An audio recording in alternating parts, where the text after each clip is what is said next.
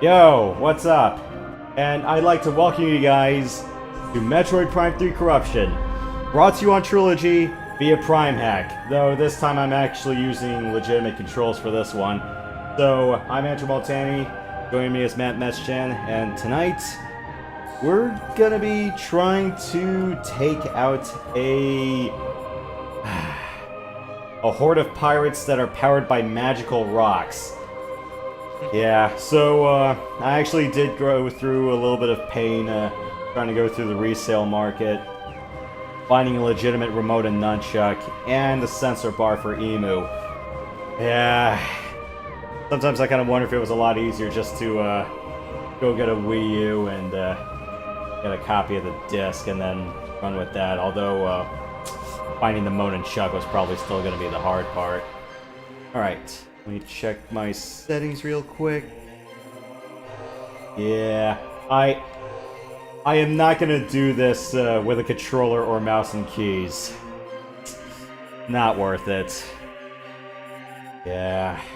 So, infrared light gun aiming style it is. So, we'll be talking more light guns, we'll be talking more science fiction stuff as we come along with this. So, Matt, you ready for this? I am. Let's do it. Veteran difficulty. Normal's basically easy, veteran's mid, and then there's hyper mode for hard. Alright, recap of the first two games. I know you've been around for a bunch of the first one, but the second one was our hero tries to find some Marines. They all end up dead.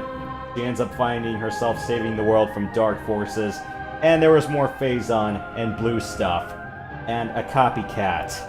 And, well, she killed the copycat 3 times, but, well, she's back. Oh, and let me know if I have to be a little bit closer to the microphone or if I have to angle the mic better. Because, yeah, doing this remote and nunchuck... Oh, I might have to elevate this, I might have to elevate the camera because I'm going to be holding this a little bit higher than a traditional controller. Yeah, let me know if I'm not loud enough, because I had to put a little bit of room between me and making sure that I don't swing my shoulder or my elbow or my remote onto the microphone. I would have loved to have gotten a crane for the mic, but it wouldn't fit with my standing desk. So far, you sound fine to me. Glad to know.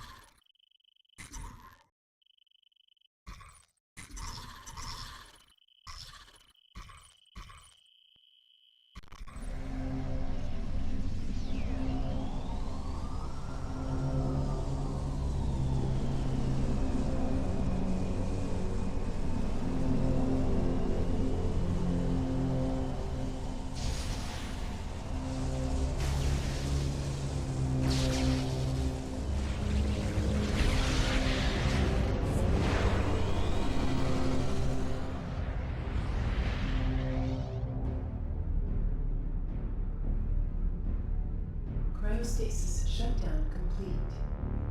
Vital signs stable. Activating various suit. Suit diagnostic complete. All systems functional. Command interface enabled. Requesting new heading.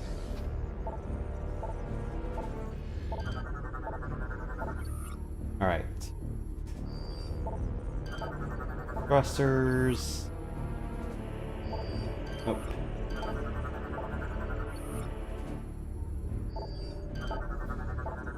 Combat mode. Stat tracker.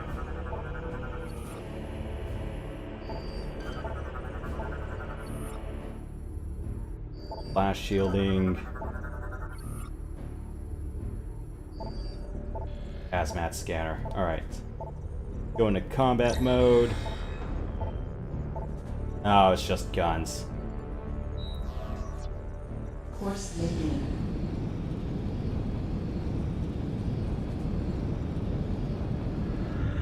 Ship reorientation complete. Galactic Federation fighters approaching. Incoming transmission.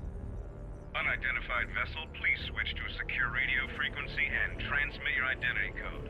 We are standing by.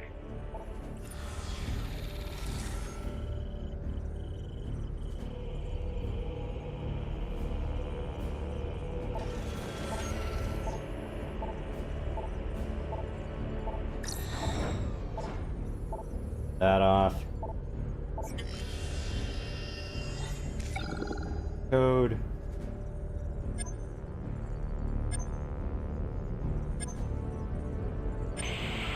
Transmission verified. Greetings, Samus. We welcome you on behalf of the Galactic Federation.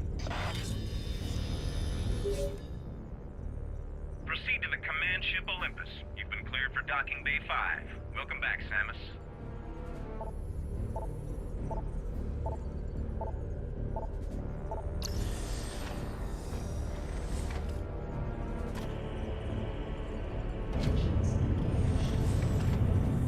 Yeah, the motion sensitivity stuff is not going to be the greatest, so, yeah, forgive me if I have to step back into do this stuff. I'm a little bit too close to the IR bar.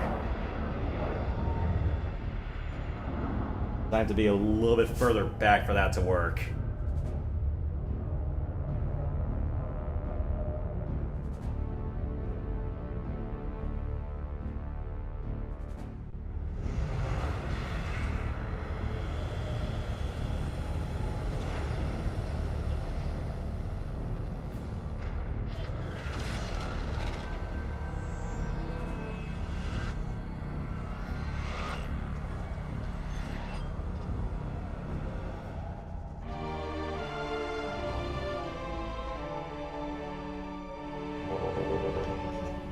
Please calibrate your weapon by shooting these targets.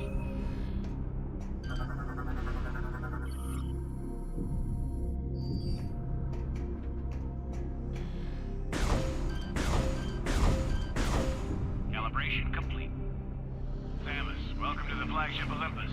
Admiral Dane is waiting for you in the briefing room. I will upload the location to you now.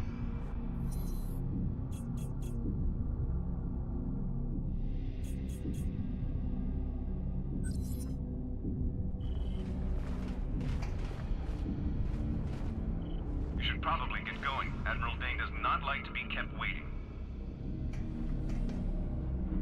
Admiral Dane is waiting for you in the briefing room.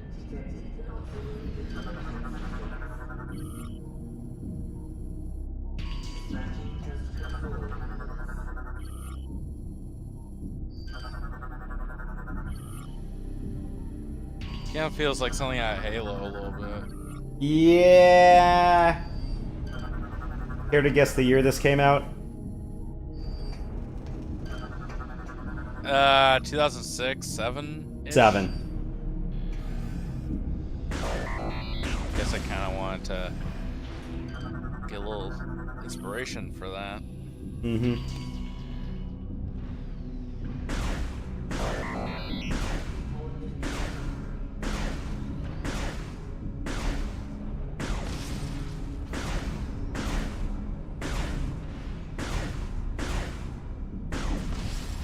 Yeah, one thing I gotta realize that, like, unlike traditional light gun games, you know, Samus's beam is not a hit scan weapon, so I have to leave the target a little bit.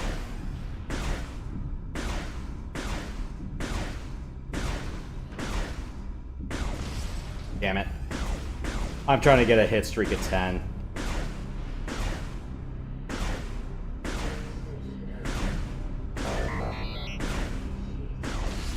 Damn.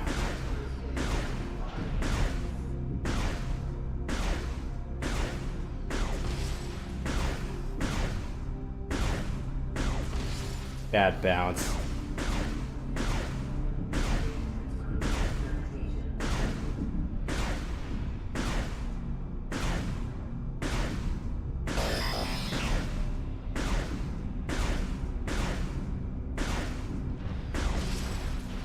Yeah, good enough.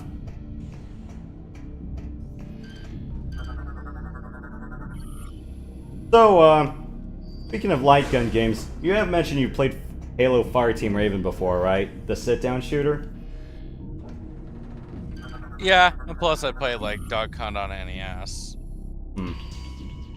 Yeah, for me, my light gun game was Time Crisis 3 on the PlayStation 2. I've done 2 in Crisis Zone on EMU before, and yeah, the one thing I kind of do wish I was able to do, like getting another replica Wii Remote, is do something silly like double gun mode in those 2 games, where you can actually have like 2 light guns and then you can still shoot the screen simultaneously. Oh yeah. The pirate attacks must have the old man nervous. Looks like he's getting ready for full-scale invasion. No joke. Last time this many fighters were scrambled was during the Horus Rebellion. That was some nasty business. I have a feeling this will be worse. I'm sorry, I'm on duty. I can't talk right now. Hey, how about you guys buy me a beer? Got a job to do here.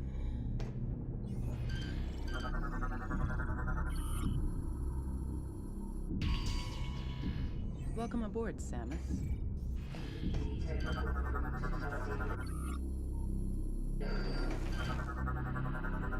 I'll be right back. Give me a few minutes. That's fine.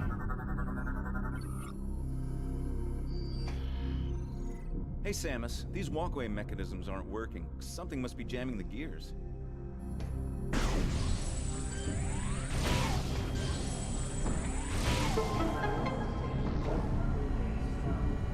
Let me check my inventory real quick. Let's see what I start with. Standard power beam. And this one comes with a charge beam out of the gate, so I'm not going to lose that. Suit systems. Just the regular old Various suit. No power suit downgrade here. And I'm not sure if this is heat resistant. And space jump boots, free double jump, and I don't lose it.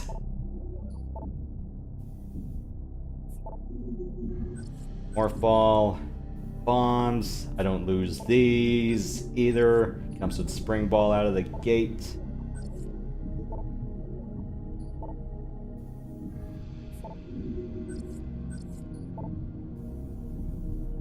And color-coded scan visor. Alright. Thanks, Samus. You're welcome.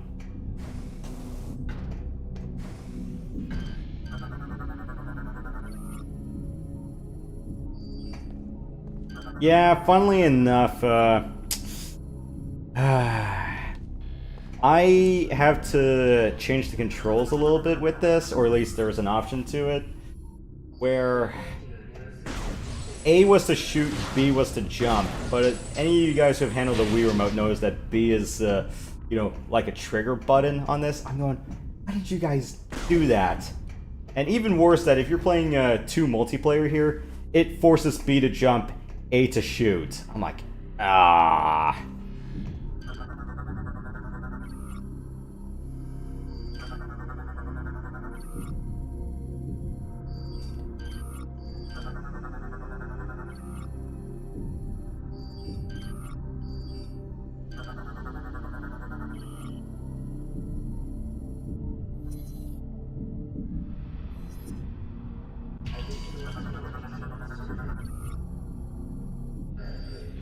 Pleasure to meet you, Samus.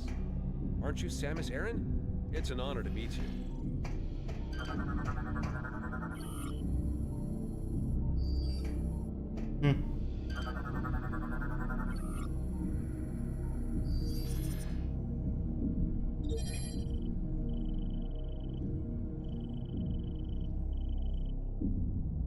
One, 3, 5, 7. All right.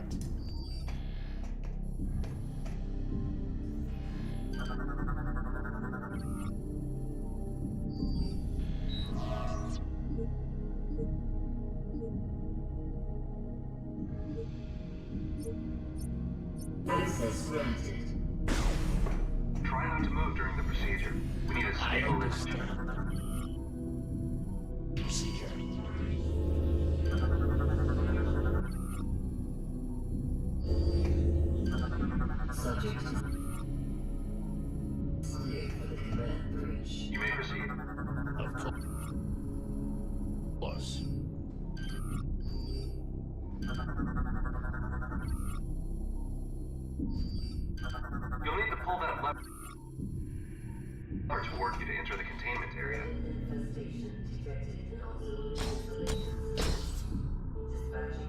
Please step into the containment area to begin the security scan.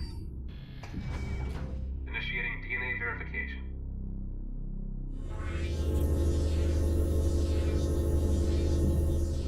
DNA verified. Registration number 13576. Identified as bounty hunter Samus Aran. Preparing biohazard scan. Please approach the scan terminal.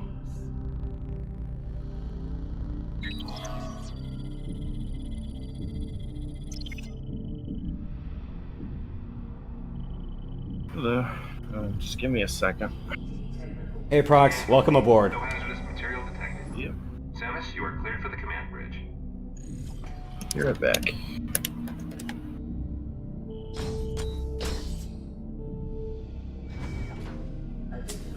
Stupid infrared bar. Yeah. If you ask me what my preferred way to play Prime Trilogy is with the remote and nunchuck, it's on a recliner with my arms on the armrests, sitting and chilling in front of a 42-inch HD TV. I do not have that. I'm aiming at a 23-inch monitor.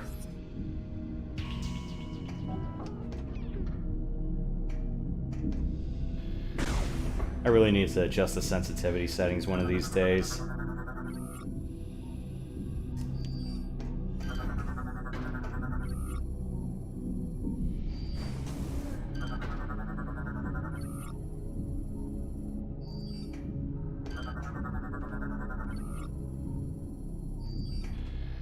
Aren't you Samus Aran? It's an honor to meet you.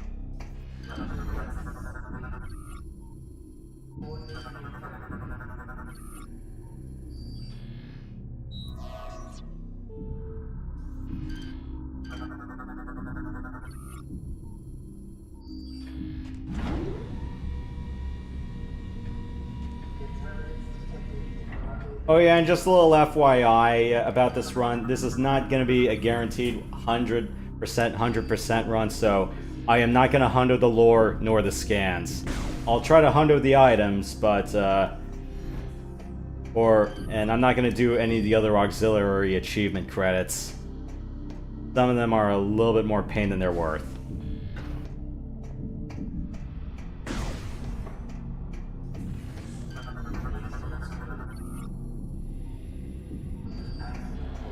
Aren't you Samus Aran? It's an honor to meet you. Greetings, Samus.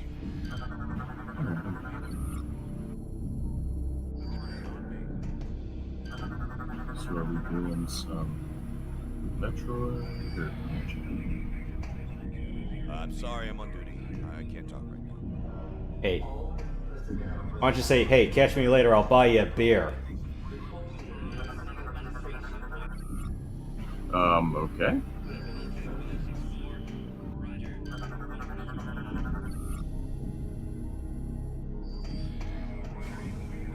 Do you have Discord muted again? Probably. Yeah, Matt's on the line as well. Okay. Oh, so we are playing Prime. Alright. Well, I haven't gone on to the stream yet. Admiral Dane has ordered me to remind you that suit maintenance and data backup should be done before the meeting. There's a recharge station at the other side of the walkway.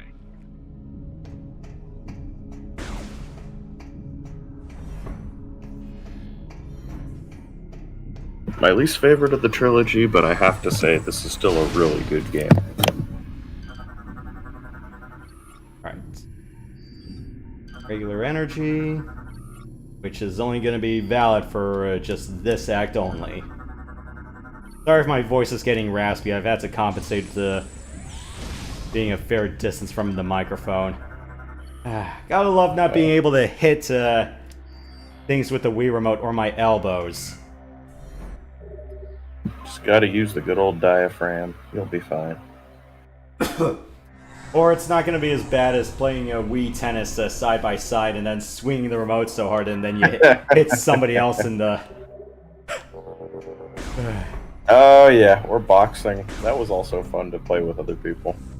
Yeah. I remember those days. Or Especially when you try to do the hooks, and if there was somebody unfortunate to be right behind you, then yeah. yeah. Or at least I'm lucky that it's like none of my remotes have destroyed a Next to you, not television behind yet. you, but- Oh yeah. Well, see, that's why we have the handy dandy Wrist strap. wrist straps. Yeah. You're good to go. Admiral Dane is waiting inside. I just wish there was a wrist strap for the nunchuck. Yeah, that would be nice. I guess they figured the cord would be a proper wrist strap. Yeah, but I'm not gonna hang the cord around my neck because I'm gonna freaking choke myself. That and not enough reach with this. So Well, you don't want to hang it in front of your neck. yeah, definitely not. Behind, maybe, but I don't see how that would work. But yeah. Unless you want to strain the cord, but that's up to you. Yeah, I'd rather not. Because I think someone tried to... I think there was like this one rumor back in the day. It's like some of my friends were saying this in high school. It's like saying, oh, you could probably use the cord between the remote and the nunchuck as a garrote when you're doing like the Godfather game on Wii. I'm going, wait. Oh, boy. What?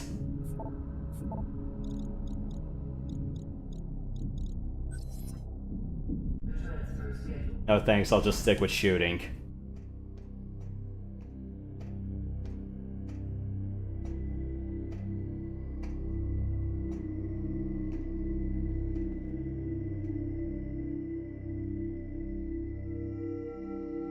Andreda, enough.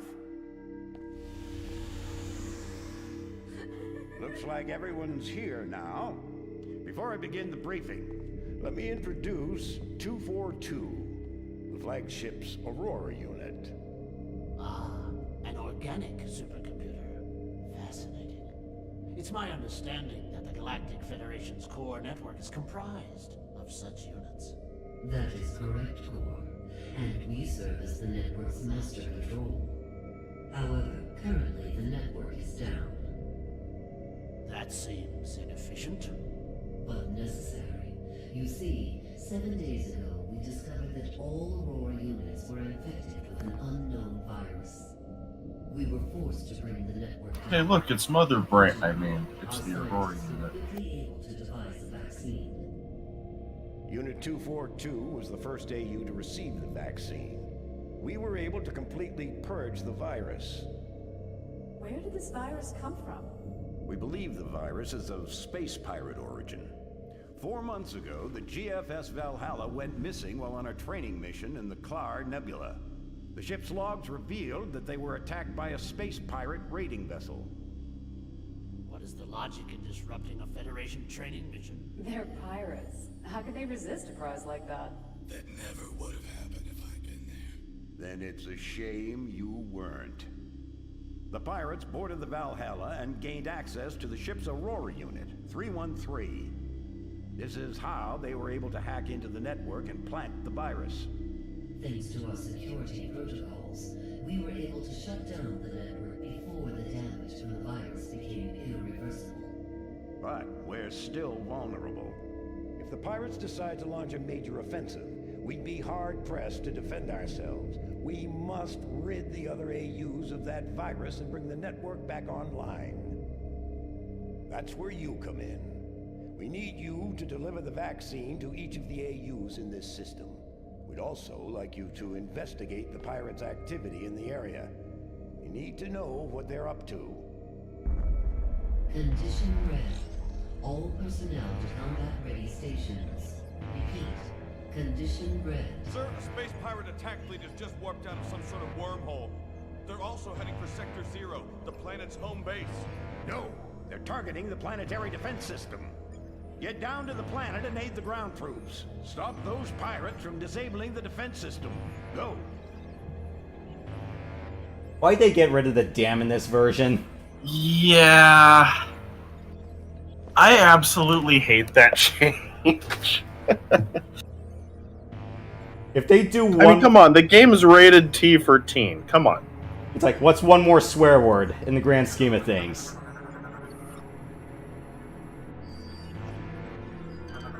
And honestly, that's a pretty tame one. You know, like... The damage reports are coming in too fast. Now, if they like, you know, drop the F-bomb or said the S word or the B word, then okay, I could see it. But come on. Or it's like an oh crap. Right. I love how, you know, you can still interact with them. Like, sorry, I can't talk right now. We're under attack. It's like, yeah. The pirate ships seem to come out of nowhere.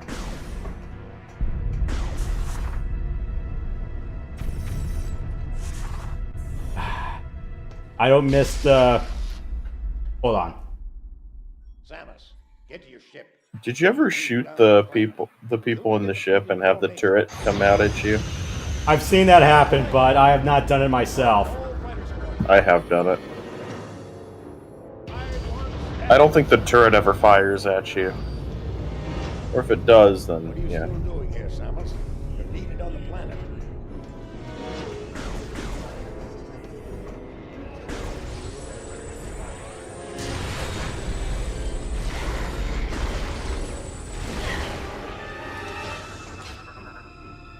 Yeah, alright, that's fine. Or like in Prime 2 where you shoot at Moss and then he brings out a force field.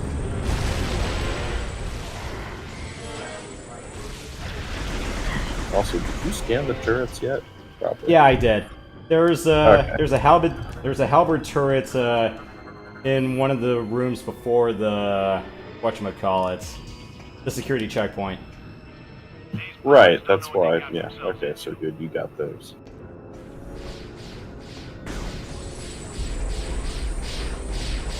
I love how that counts as a logbook scan. I'm fine. Don't worry It about me. really doesn't Get down make to your any ship. sense. Go.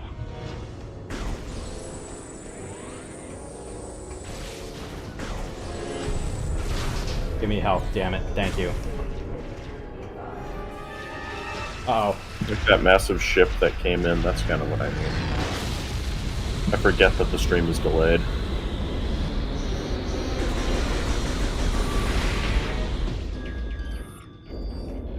And all I get out of saving this guy is a credit voucher, which I really can't use anymore. Thanks for the help, Samus. Yep. The blast doors are down, so it looks like you have to find another way back to your ship.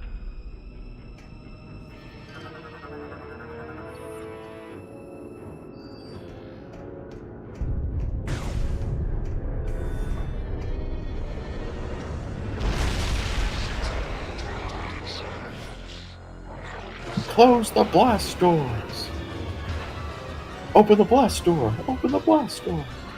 Oh no, pirates playing hot potato with a battery. Yep.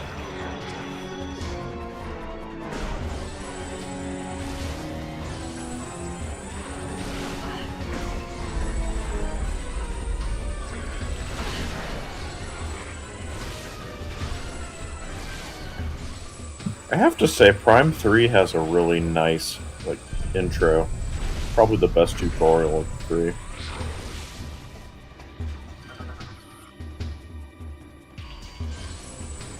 Hey, come back here with the battery, damn it.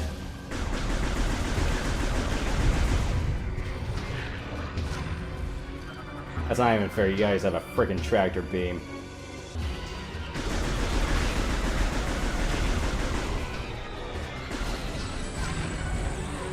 Bastard. Sometimes I kind of feel it's a lot easier just to feather the trigger and just shoot him outright than try to charge it up. Yeah. Of course, once you get the nice little ability that you get later on in the game, well, that all becomes trivial. That's my problem with Prime 3's combat. It's just so... you just become so overpowered to the point where you just... where nothing's really a threat to you. Or it's just called, on hard, it's just called time it correctly and learn when to use the off switch. Exactly.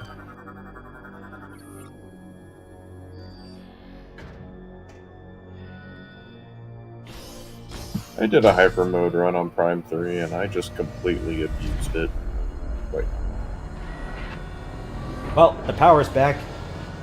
Is Jar Jar gonna say, "Ah, monster's back"? Yeah, exactly. And then Qui-Gon gives him some Force morphine.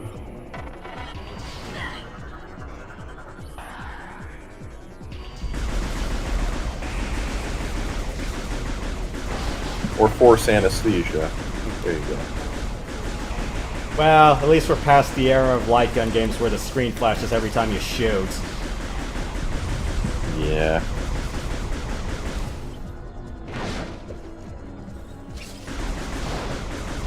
I have to simulate it somehow.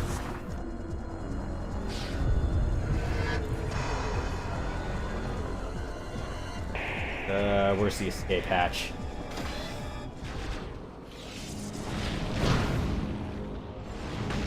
Go Rondus.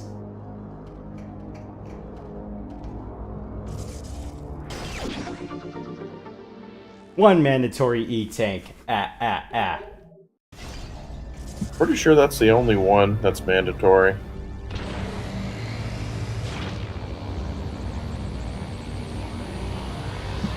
So, if you've seen anything about Prime 4, there's a mandatory E-tank in that game too, and I was actually kind of upset about that, because it's like, okay, I feel for the people who want to do no E-tank runs, and now now you're forced to get one. It's like, yeah. I mean, me personally, I don't care about it very much, but still, people complained about it before. I'm surprised they did it again.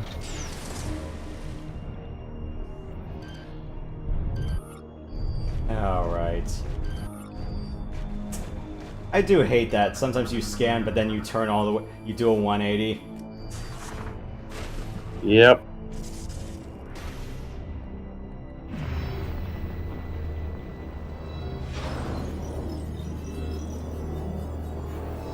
It's like, no, I'm trying to scan this here, not the other thing. I think Prime 3 only has that problem because the other games don't. I've had that problem in 2, but I think that was just with PrimeHack on.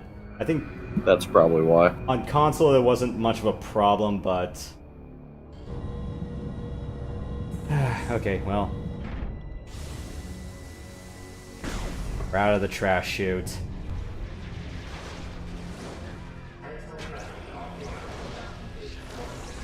Shut down all the garbage hatches on the detention level. Or in this case, just eject them. They better re-release the original Star Wars movie or Episode 4. No, they should not. Yes. They should not. Okay, how about its original unaltered form? How about that? No, they'll still find some way to screw it up. Like, just re-edit it. Exactly, or they'll add special effects that weren't really needed, or they'll redo some fights and they'll be terrible. No, don't give Disney ideas.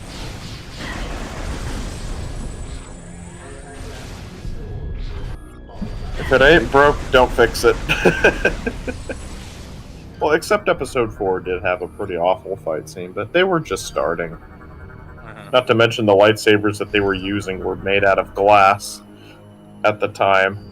So if they hit the lightsabers together too hard, then the glass would have literally shattered. So, yeah.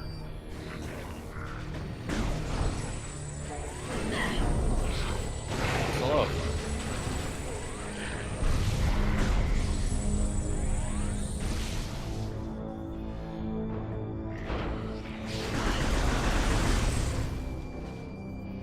Graphics kind of remind me of Republic Commando a little bit. Yeah, I gotta do that game every once in a while, but I wish there was a little bit more out of it, but then again, it's like, that's what classic Battlefront 2 is for. Uh-huh. Yeah, I'll stream Republic Commando at some point on original Xbox. I mean, I have it. And, well, our power suit is now rigged with a 5-pack of concussive missiles. Just what we always needed. What's Samus's excuse for not having a missile launcher this time?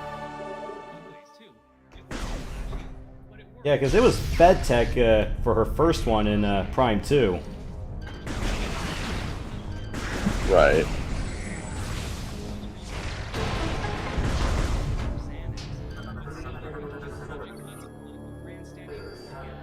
Like, I don't know, like, at least in the first two okay, well, no, Prime 1 had a lame excuse of, oh, Samus got hit by an explosion, and she lost her powers, which I thought was kind of weird. At least in Prime 2, it's like, okay, it got stolen by the ink.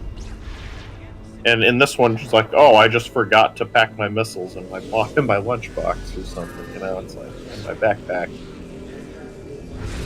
Or I left them on the ship, I don't know.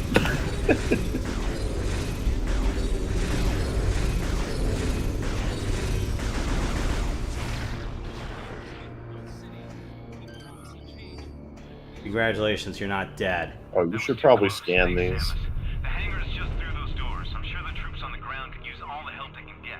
There's also a recharge station over there in case you need. You'll have another opportunity. Yeah, like 3 or 4 more. Yeah. Mandatory save room before a boss fight. Yep, even though the boss is easy. Yeah, usually the Prime Trilogy has been very generous about that. Although, yeah, Samus Returns and Dread, they used a checkpoint system, and I was like, eh. I liked the checkpoint system. I just didn't feel like there were, like, heavy consequences with that if you screwed up compared to, like, some other contemporary RPGs. No, contemporary Metroidvanias at the time.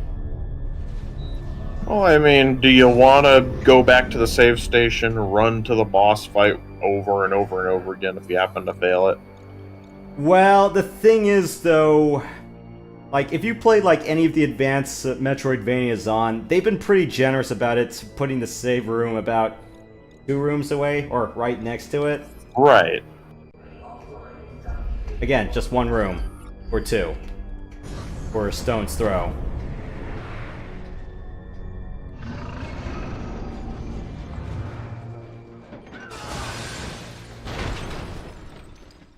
I don't know, me personally, I like the checkpoint system. I think it's a nice quality of life, and it makes getting through the game a lot less of a hassle. Even though I grew up with the originals, and yeah, at the time I didn't mind it much, because again, you know, like, it's as you said, the save rooms were close by, but even so. It's nice to have checkpoints, too.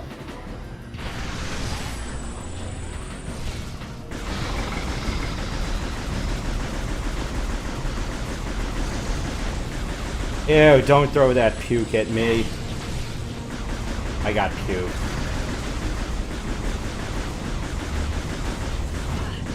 Yep.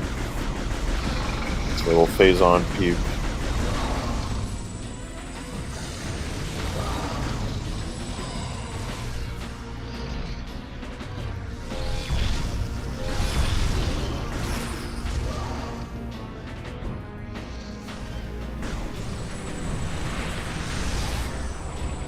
There you go.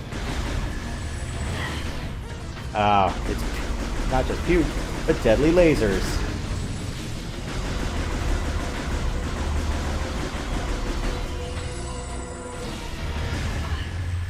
Thanks, I hate it.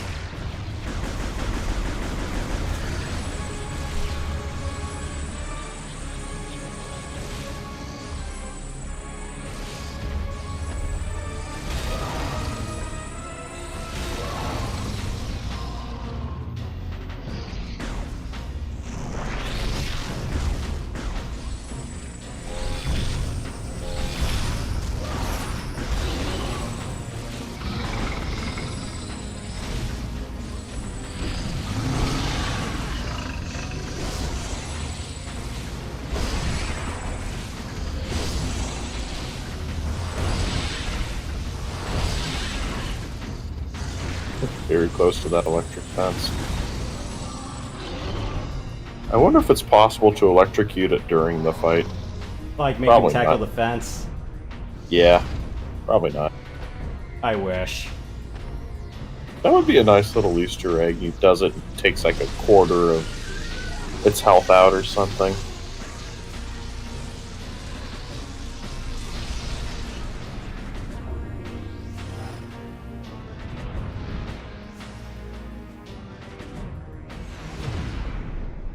And one of his own fighters crashes into him. I remember when I first saw that when I played through this. I was like, oh, sheesh.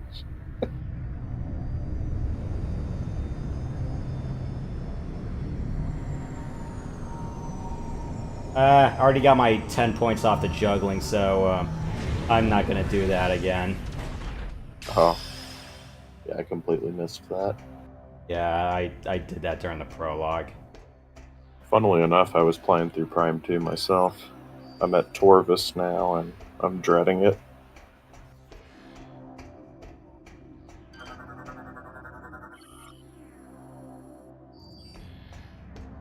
Alright, we're done here.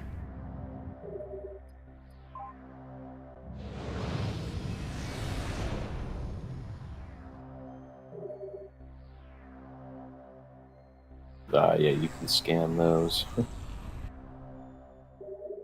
It's interesting what's a logbook scan and what isn't a logbook scan in this game. It's like, oh, a power-up isn't a logbook scan, but this random ship that crashed into the Federation that you never see again is a logbook scan. It's like, why?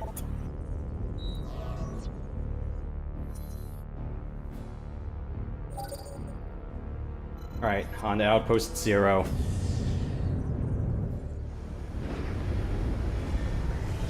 I can fly this ship with my eyes closed.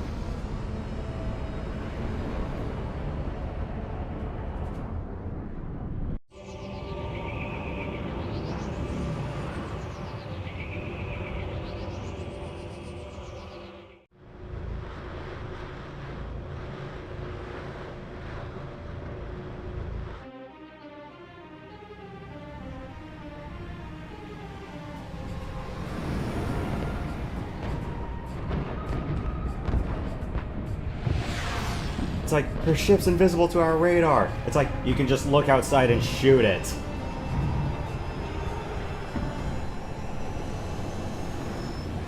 Exactly.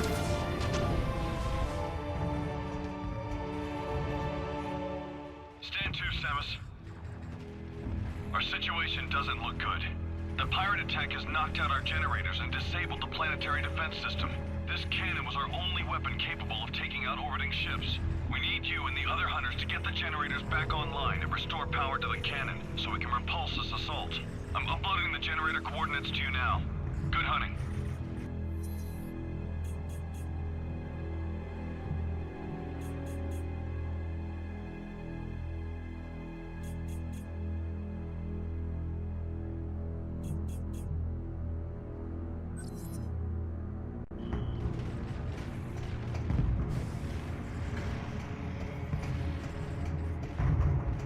Well, I can't reach that right now.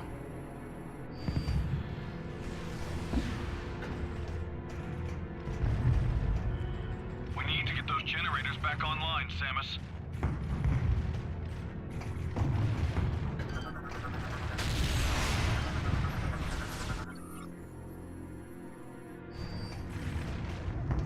Shore leave's cancelled.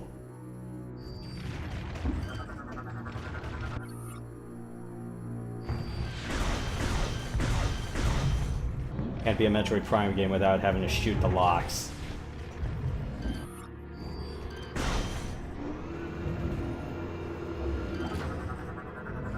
Exactly.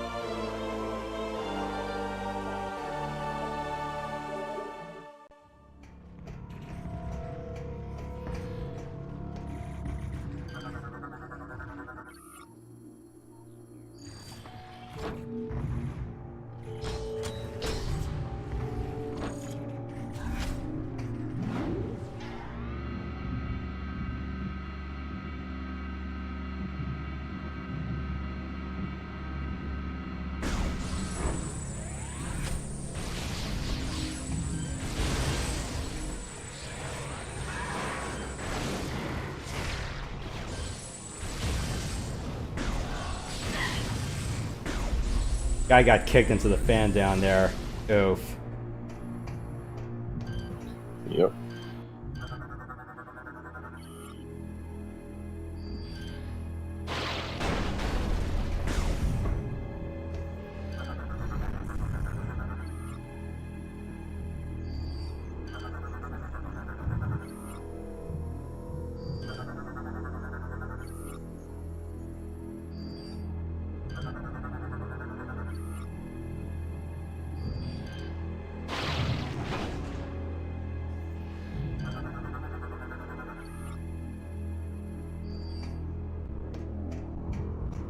Fragile.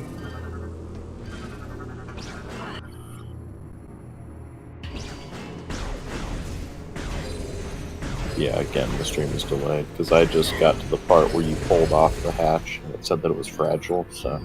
Yeah, I'm thinking you're probably about 5 seconds back. Okay, that's not too bad.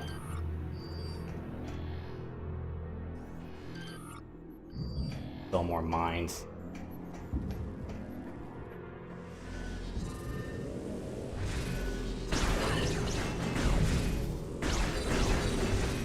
No, there's only yours.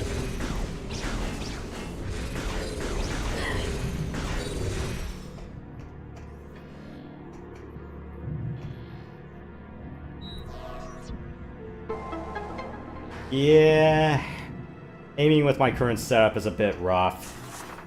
Yeah, I mean, to be fair, this game's waggle controls are not the best.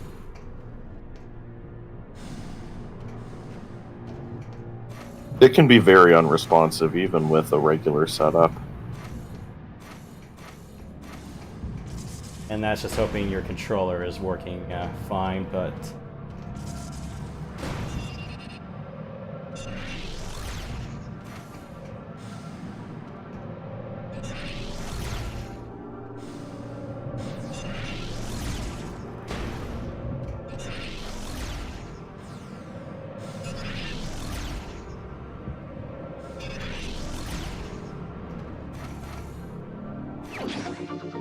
Yeah, a little too early there.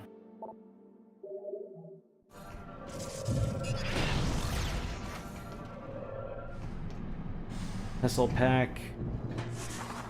We're good. And I do not have anything that can spot weld this right now, so get that.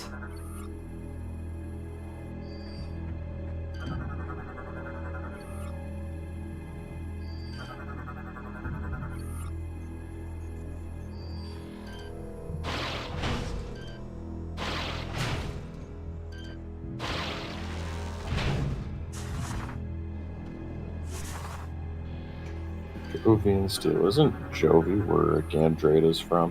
Or Jovi 7 or something? I forget what it's called. I'll have to check later.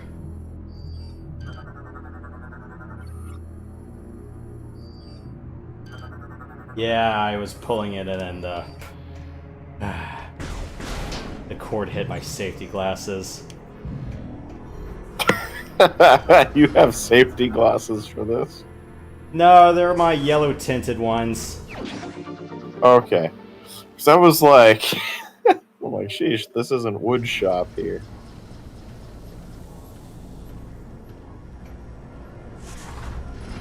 The first time we ever saw Spring Ball in a Metroid Prime game.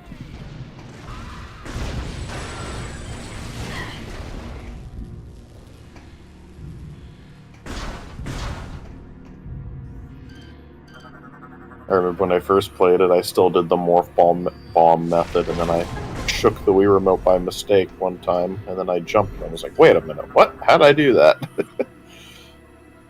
Yeah, because it's like the paper manual for 3 and Trilogy say, oh yeah, by the way, once you get bombs, there is a spring ball function. Yeah.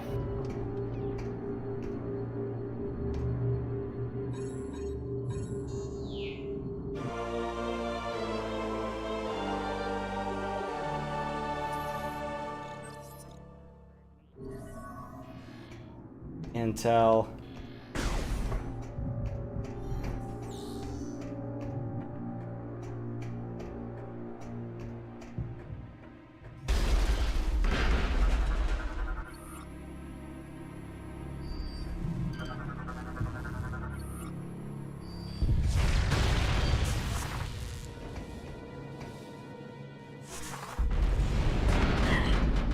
Ow.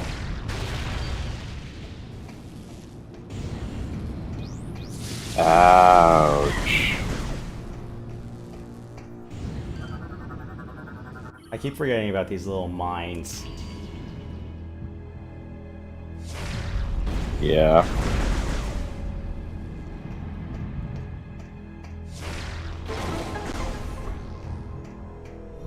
Oftentimes I don't even scan them or I forget to, and it's like, oh, wait a minute, I probably should have did that.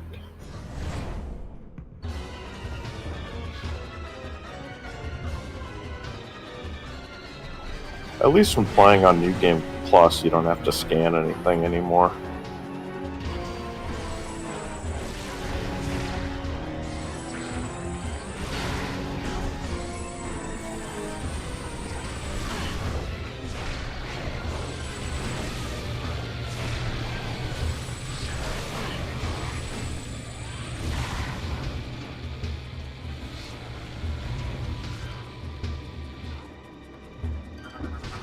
They have shields now, huh?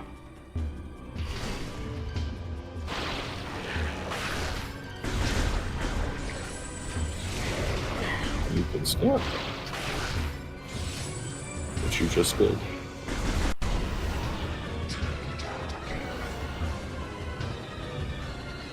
They fly now, but... Please don't say that again. That was the stupidest line. Ugh.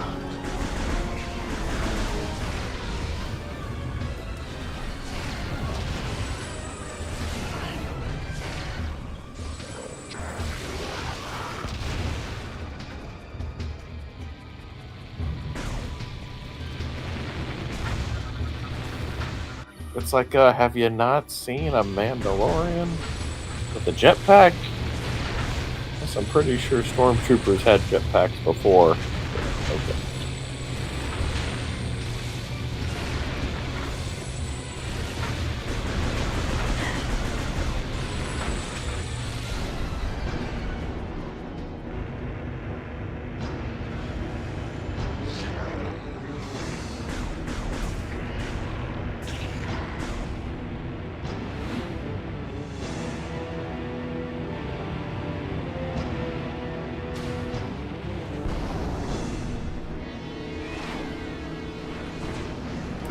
That move that Samus does when she spins around, I don't know why she goes in the opposite direction. It's like, these pirates are more fragile than they appear. You're already practically facing it. I just received word that the Federation is allowing all bounty hunters to use ship command devices. You should now be able to remotely command your ship and land it here. Don't forget to perform suit maintenance and data backup if you need. Generator A is just through those doors. While you head that way, I'll activate the generator on the west side. Between the two of us, this should be a breeze. Oh geez, thanks, Frozone. Exactly, it's literally Frozone.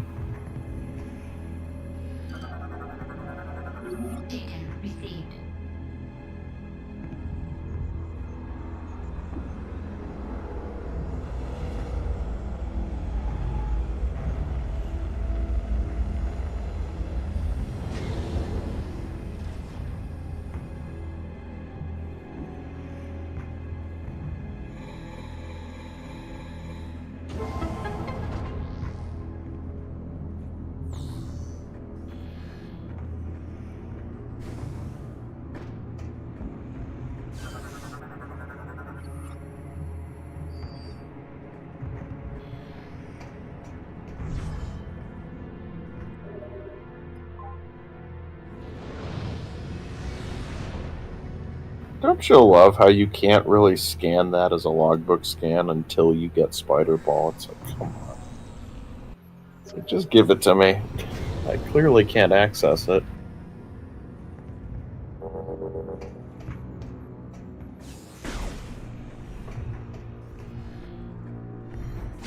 But I guess they're like, oh, well, we don't want to spoil the game. It's like, well, both 1 and 2 have had Spider Ball, so at this point, is it really spoiling? Unless players started off playing Prime 3, in which case What are you doing? Oh, this is a Simon Says lock.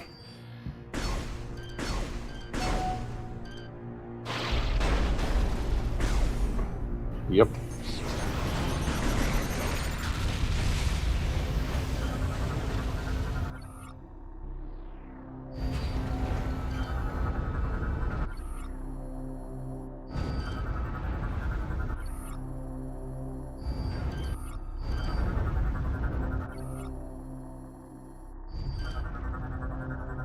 Oh yeah, I gotta put it back before I power it on.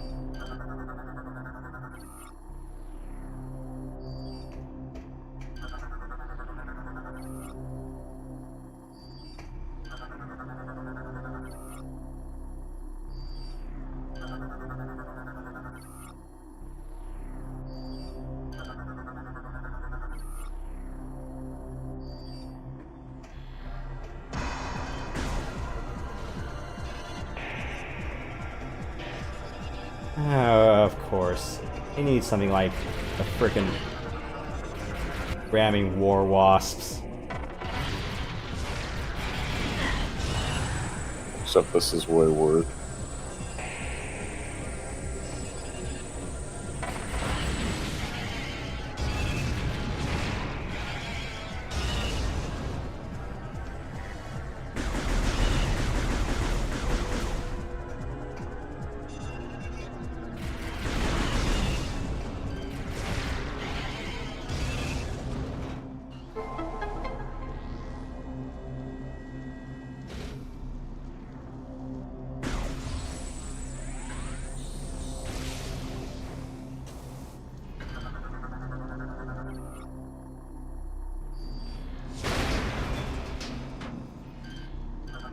And of course, they don't tell you if stuff is really made out of telluric alloy or brimstone anymore.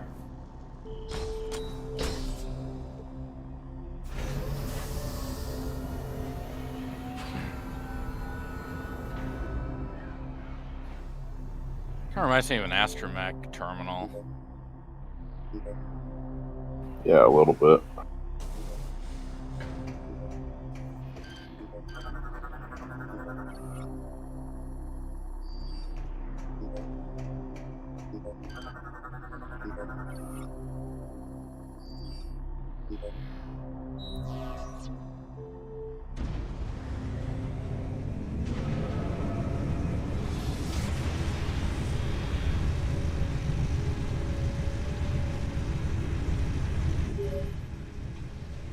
Samus, are you reading me? Something big is happening up here. What in the name of...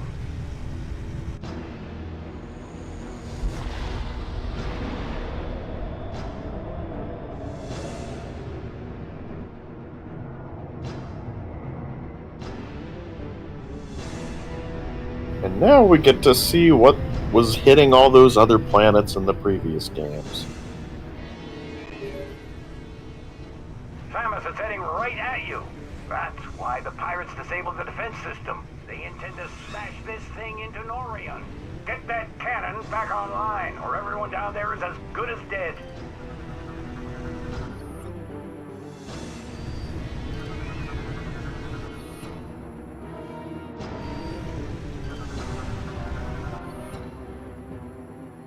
I'll come back to look at this stuff later.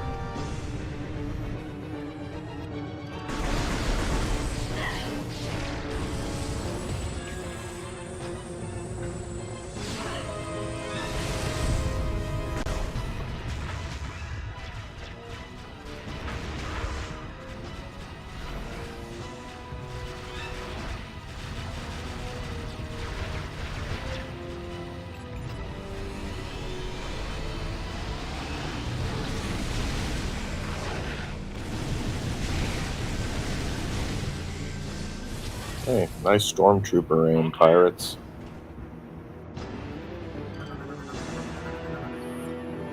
He's not even moving, he's just staying still. Samus, I'm with the PED Delta Squad. My phase-on enhanced weaponry should be able to hold off any more trouble. I'll guard this area while you head on to the next generator. What the Of course, it's dickweed.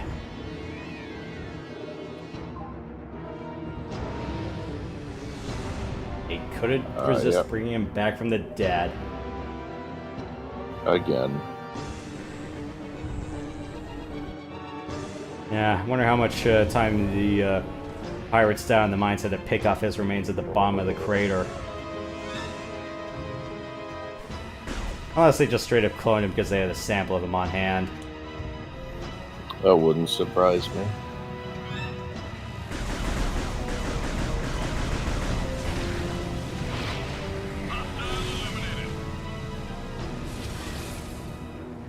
There's some pirate traps up ahead. Be careful. Thanks for the warning. Why don't you disarm them? Then in Samus Returns, it's like, okay, so Ridley's back, Proteus Ridley, and then he sheds his armor, and then Super Metroid happens, and then and only then is when Ridley's gone for good. Yep. It's chunked, and then all of his chunks blow up in the bottom of the planet. And then the planet explodes. And then the Federation somehow get his remains after all that happens. And then some ex-parasite takes it, and yeah.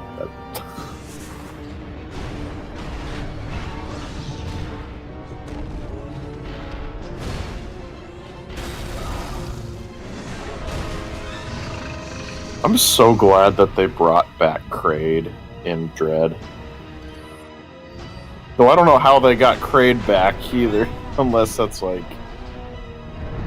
another pirate a clone of sample. Kraid that the Mockin made. But This bug has finished bothering us. Go on ahead. I will stay here and protect the area.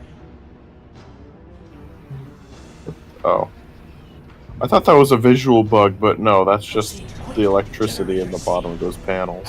Reactivate the defense system before we're all vaporized. Go on. Get out of here. Go on.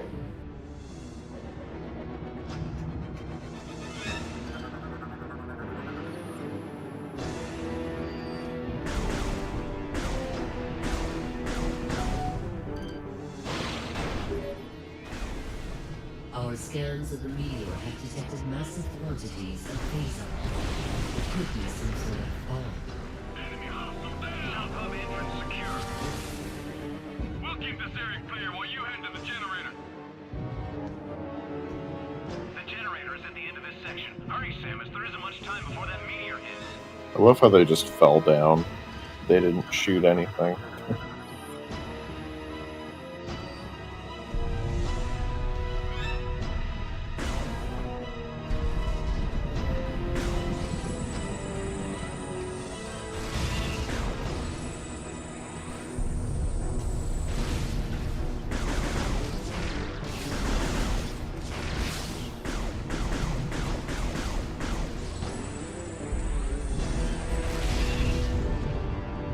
As much as we don't like those drones, at least they're not invisible.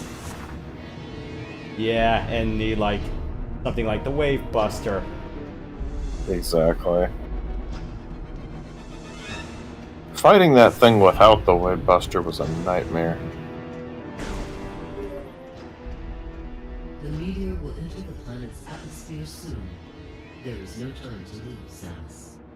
I'm not gonna go for the no-hit credit on this one.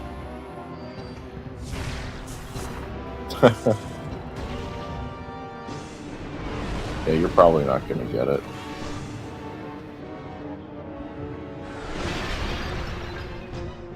Not that kind of concussive blast.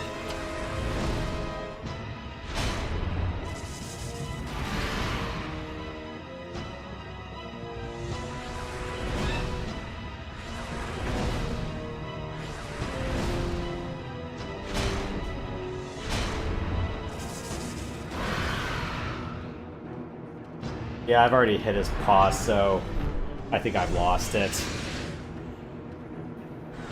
I think it's like you didn't take any damage.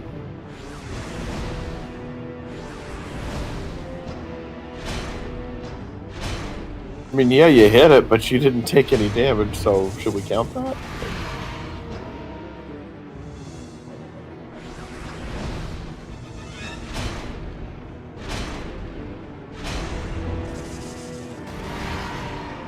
I'm surprised Ridley hasn't learned his lesson by now. Just like, if I chomp this, I might get stuck. Samus, I was able to get Generator B back online. If you need any help. Here they come again. Yeah, I think you only get like a blue credit for getting past. Oh, there. Oh, it actually gives you. Wow. That's dumb. Yeah, I don't think it was a gold credit. I think it was a blue credit you get for getting past them without getting hit. Well, that's a shame I didn't count. You didn't take any damage. Unless it's thinking it's like, oh, you're not supposed to touch him at all. Yeah, that's what I'm thinking.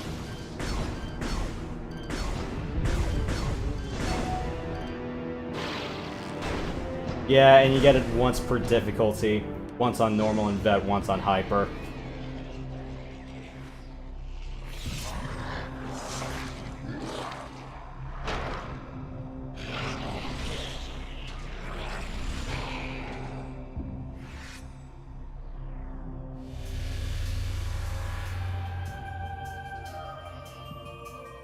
Space Pirate Grey is definitely not my style. Machines aren't my thing either, so I'll let you get this generator back online. Thanks, Sammy. I thought all you had to do was just hit the power button, or... Don't you conduct electricity?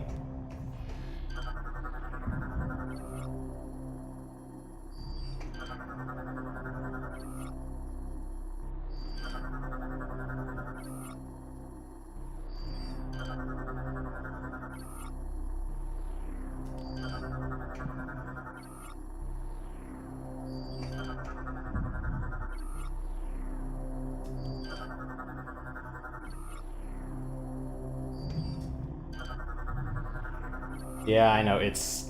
Yeah, getting that credit is a little bit stupid.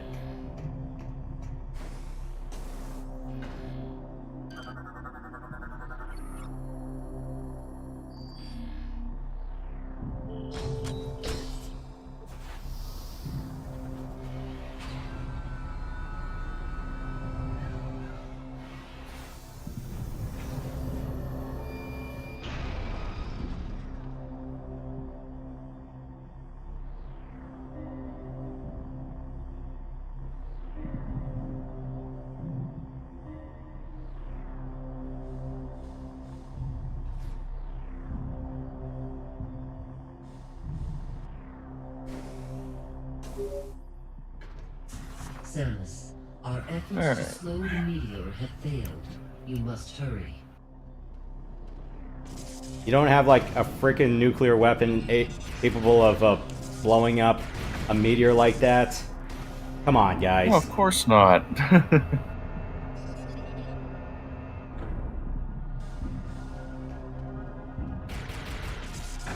Well, to be fair, oh, it's made out of phazon. It's resilient. Or it's like, well, it's not the sort of thing you should be dosing in extra radiation.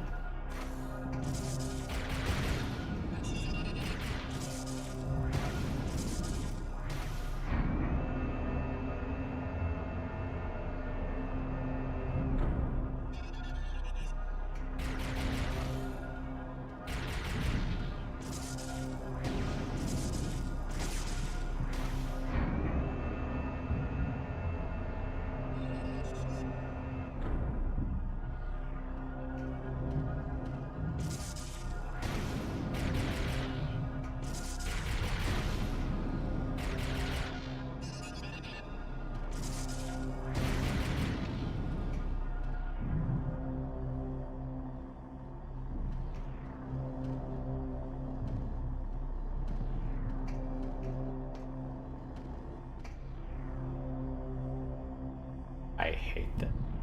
Get on the rail, Samus, please. Oh, yeah. I don't think you can fall off. I think there's an invisible wall that prevents that, thankfully. It's not like the first game. Oh, crap. Oh. Time to Balrog this fool. Exactly. You shall not pass! Hang on. My... yeah, for some reason my cursor was a little bit off.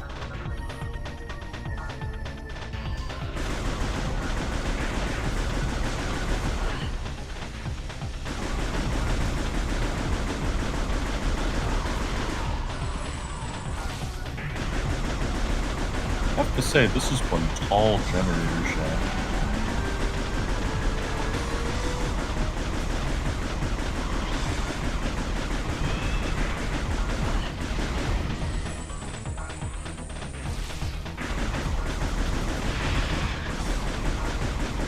That was some good aiming.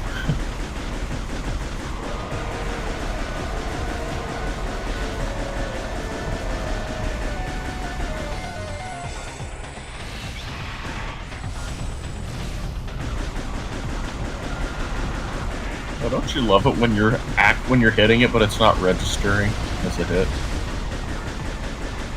I usually have that problem with the hands.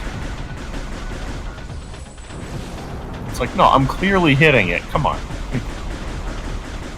It's like, no, sorry, you're hitting a different part of the hand. It's so weird.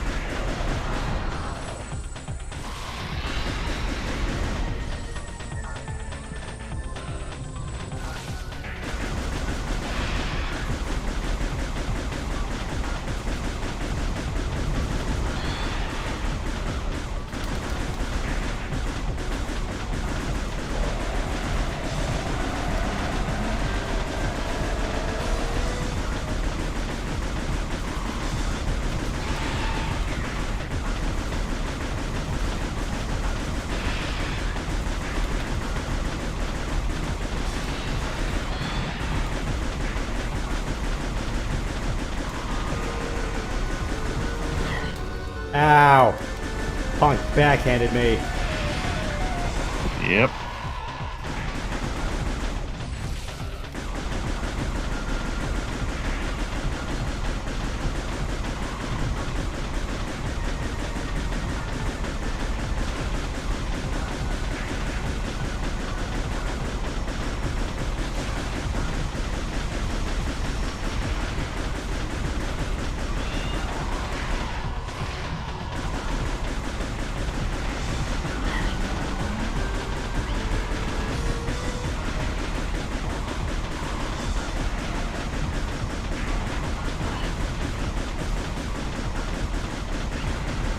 Until at last I threw down my enemy and smote his ruin into the core of the planet. Until he comes back again.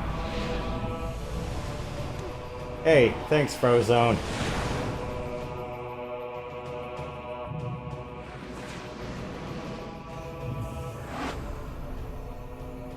That was a little too hot for my liking. Well done, Samus. But now you owe me one. I already took care of Generator B, so I'll leave it to you to get this final generator back online. With that, we can activate the cannon. When you're done, head to the control room. I'll meet you there. That could have gone a lot better, but I'm like, first time using a remote and nunchuck on this setup. Yeah. I mean, your aim was pretty good at first. Yeah, then I just lost it, and then kind of choked a bit.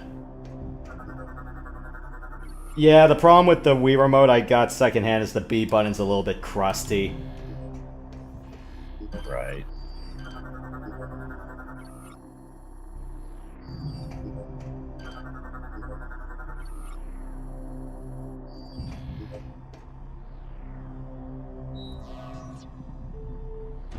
Yeah, I think my ideal light gun TV setup would be about 36 to 42 inches.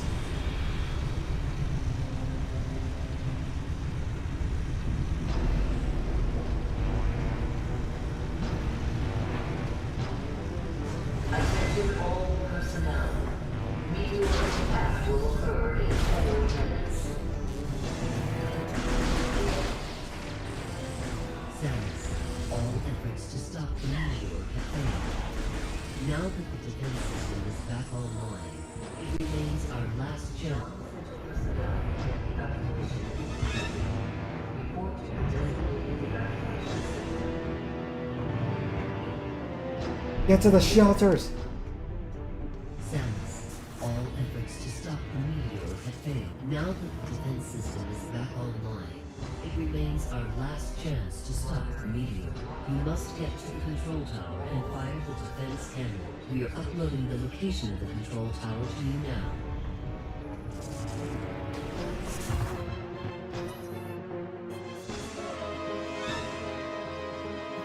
Yeah, and there's no... cannon. The hull. Sorry. No, you're fine.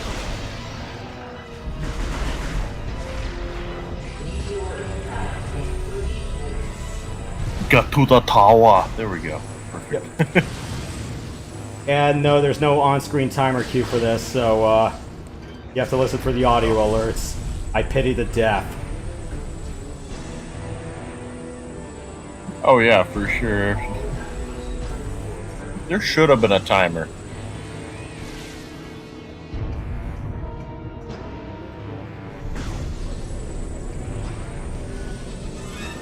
Though to be fair, you have ample time to get to where you need to get.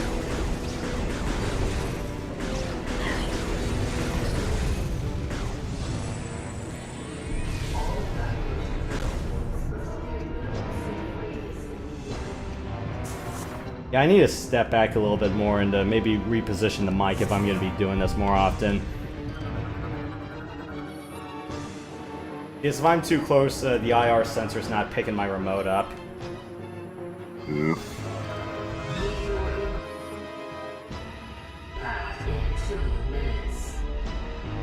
2 minutes to disaster. It's a hand scanner. Sorry, I was checking the other generator statuses. I think they're good. You're late. We were about to leave you behind. Like, I know that, you know, I'm on a massive time limit, but I have to do my daily routine checkup, you know? If we don't make it to the top in time, we can kiss this planet goodbye. Look, even the hunters are telling you that you're late. Right, Samus? Here, let's do this. Justice will prevail as soon as we hit this cannon. You already scanned Gore, right? I'm pretty sure. Yeah. It was just Gandrita and Radis. And... oh, shit.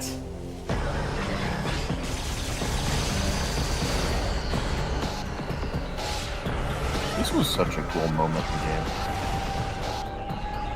The other hunters are all cocky and confident, and then they get humbled by Dark Samus. Or it's like you realize it's like there's only one hunter one of the hunters who has actually hunted her down. Well, more like defended herself from her butt. Right. The only one who's actually beaten her. Who's actually killed her 3 times and lived to tell about it. Yep. Oh no. And she got stronger. We got shot by the blue Kool-Aid.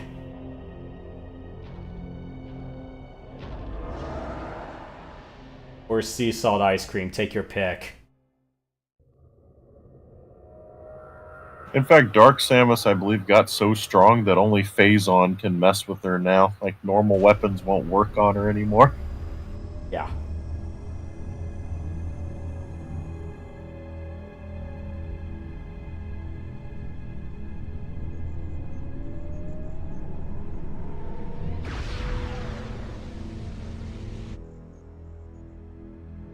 Still, what a shame we didn't get Dark Samus's theme in Ultimate. I'm still kind of miffed about that. It's like, yeah, perfect opportunity. What were you thinking, Sakurai?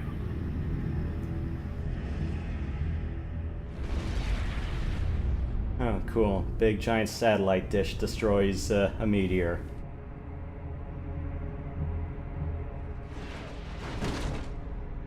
And taking a portion of the planet with it. That laser had to have done something to it. Hey, we created a new canyon. She's coming too. Let's go take some sights. Can you hear me, Samus?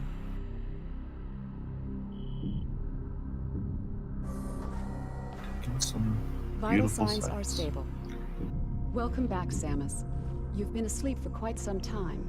And if it were Dr. Evil, I bet he would call it the Grand Canyon. Thanks to your great work, Norion is now safe. At the end of the battle, we found you and the other hunters all unconscious. Our medical examinations then yielded surprising results. Your bodies are now, somehow, self-generating phazon. What's even stranger is that there are no negative effects to your health. This led us to investigate if we could make effective use of this phazon. During the invasion on Norion, you must have noticed some powerful troopers in new suits. They were wearing what we call phazon enhancement devices, or PEDs. We integrated this same phazon enhancement device into your armor while repairing your damaged bodysuit. Troopers wearing this device have phazon pumped to their weapons from an external backpack. This gives them an extra boost in firepower. But in your case, think about it. With this phazon coursing through your body, you can fuel the PED using your own internal energy. Pretty effective, don't you think? Why don't you try the PED now? Seal the room. Initiate PED program.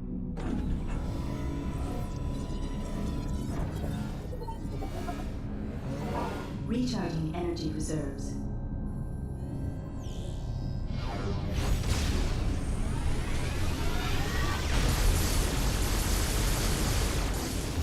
Training complete. You must have noticed during this test that hypermode possesses devastating power. Over the past month, we've learned the hard way just how powerful our enemies are. To deal with them, you'll need the firepower of the PED suit. Make good use of it. Now that you are familiar with the workings of the PED device, the Aurora Unit 242 would like to meet with you. There are many pressing matters to discuss. The AU chamber is located just off the command bridge. You'd better get going. Good luck. Oh, and one more thing. After 25 seconds, the safety feature automatically ends hypermode. You'll have to keep paying attention.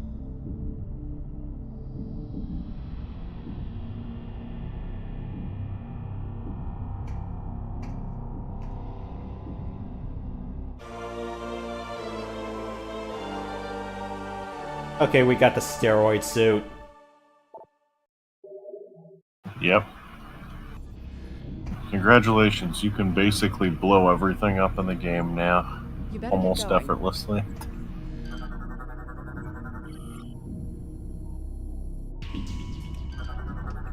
I may be missing a few Federation lore sheets, but what the hell. Again, I make no bones saying, yeah, this isn't going to be a true Hundo run. I'll get all the items, but not Hundo the lore.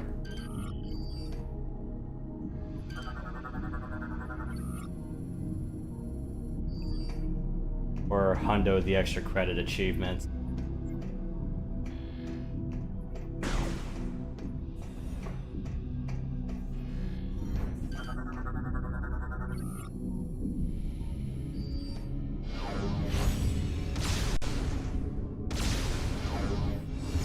Oh, longer standard energy, with all chunks of phazon.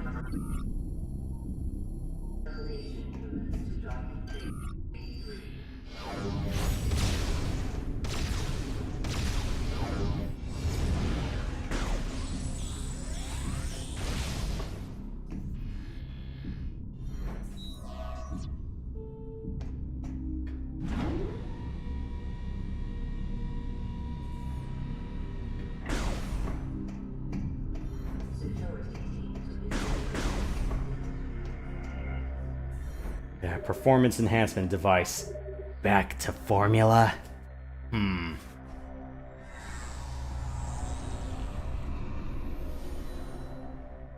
I mean, eventually. They probably should have went back to formula, given what happens to Samus later. Can I help you? Greetings, Samus. Aren't you Samus Aran? It's an honor to meet you. I'm sorry, I'm on duty. I can't talk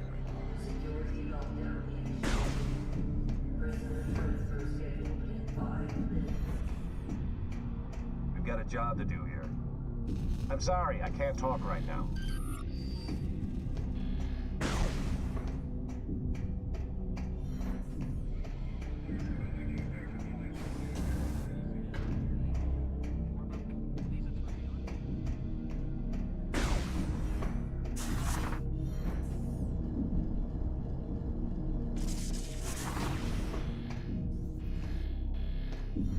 Can I help you?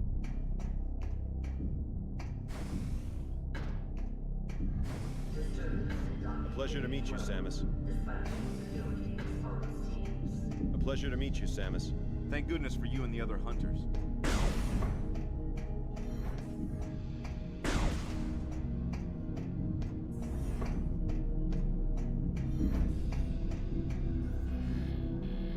Samus, you made it. Glad to hear you're feeling better. You've been cleared to enter the AU chamber. Please proceed through these doors and up the lift. The Aurora unit is expecting you.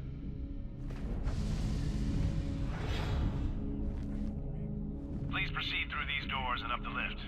The Aurora unit is expecting you.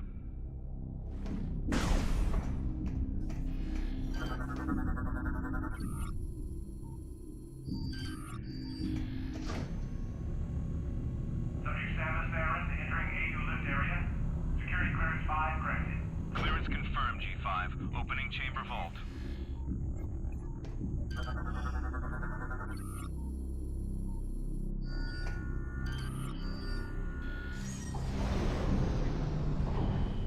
That suit looks like a modified PED unit. Only the most elite troopers are allowed to handle that firepower. Step onto the communications platform to interface with the Aurora unit.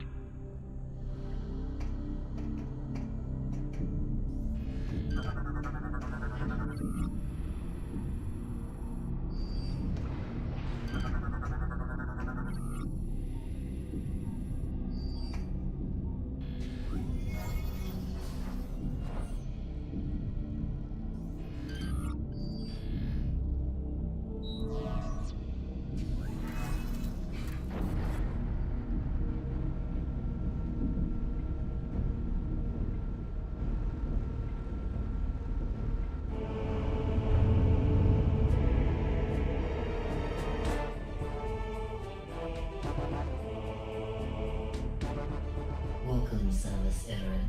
Let us begin. Time is most critical. During the attempted pirate invasion of Norion, it was confirmed that 2 nearby planets were similarly attacked. These planets were named Brio and Elysia. These Leviathans have impacted and embedded themselves deep into each planet, spreading a virulent phazon carried inside their bodies. The Leviathans must be destroyed. 2 weeks ago, we dispatched Runters to Brio, Gore to Elysia, while Gandreda was sent to locate the space pirate stronghold. Like you, they were outfitted with PED devices in order to confront this new threat. We lost contact with all of them 7 days ago, and fear the worst. In their absence, we need you to travel to these planets and finish their missions. The closest planet is Brio. This will be your first objective. Please be on the lookout for any clues that might help us understand what happened to Runtus and the other hunters. Good luck.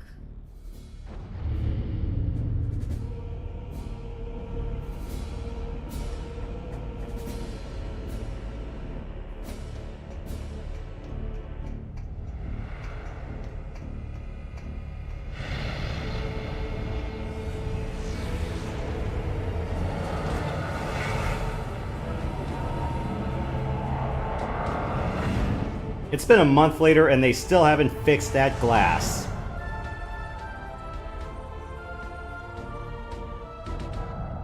I can't be the only one who's noticed that.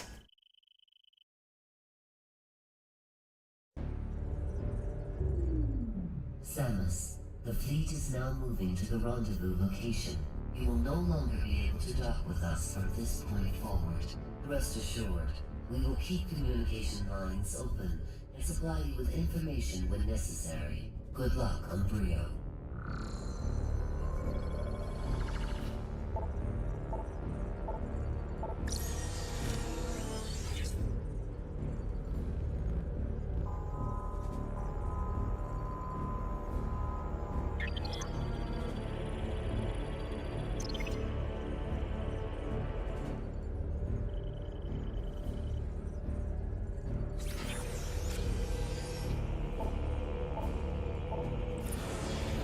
Alright, what's my stat pack?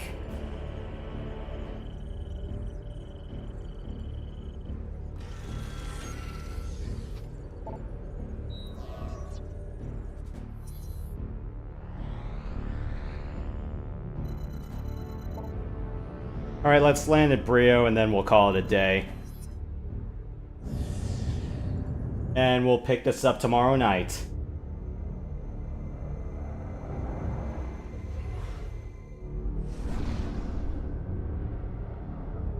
Yeah, my trigger finger's feeling a little bit itchy right now, so...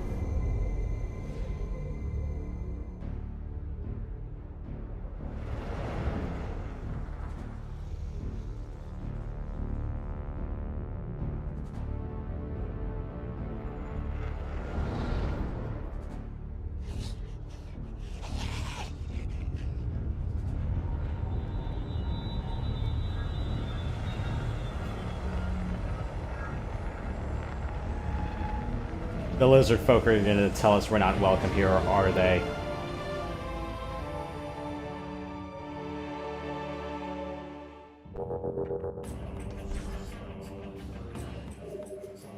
Save, and then we're done. And then I'll probably do pretty much all of Brio next time.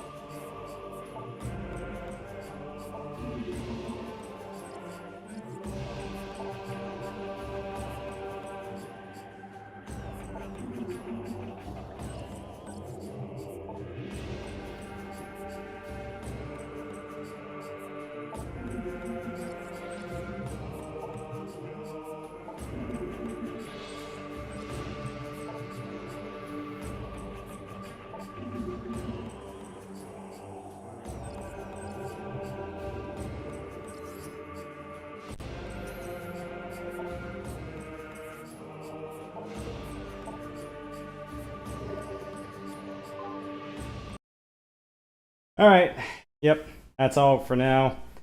That's the prologue done. We're gonna have one of the best boss fights in the game, followed by one of the worst. I'm not looking forward to that.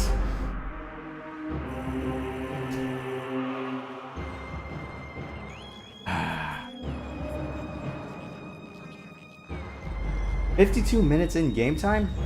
Seriously? Huh. Despite all that faffing around I did.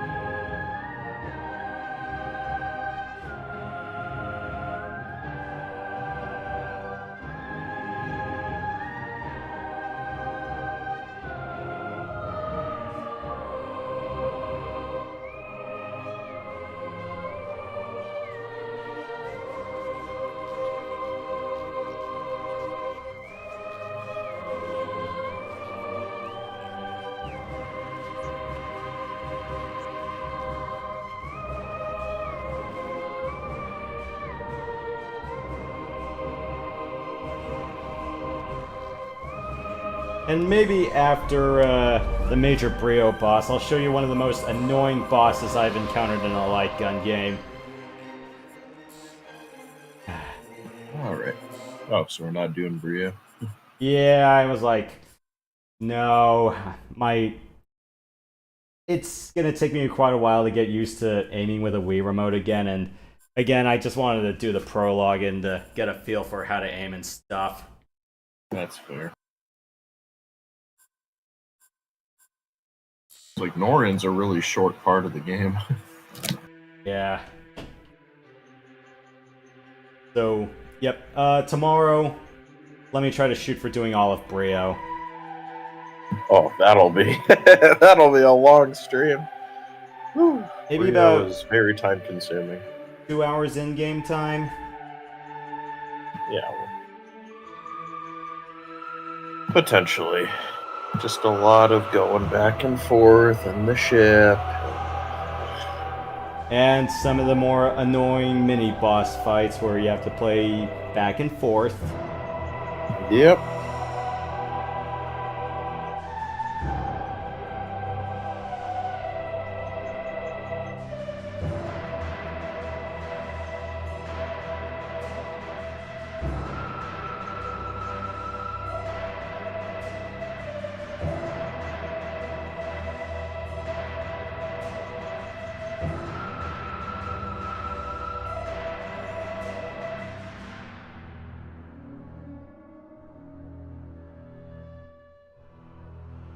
Yeah, what was the menu screen like for Vanilla Corruption? It's been a while since I played it. Is it like some little bug in the under a microscope or something?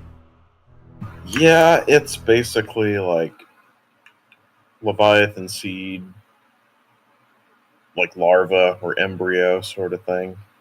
Yeah. And yeah, it was kind of crawling around. And then at first you had like the whole surface of phase, and yeah, that was in the opening. And then the game over screen is just like someone drops blood all over the... Yep. All over a microscope. Or if you waited too long in hyper mode, and then Dark Samus turns into Dark Samus, basically. And then blue blood drops on the screen. Mm-hmm. Yeah. Although I'd say the flatline flatline death in 2 is a little bit more fucked. Oh yeah, I remember that too. The first one had an interesting one as well.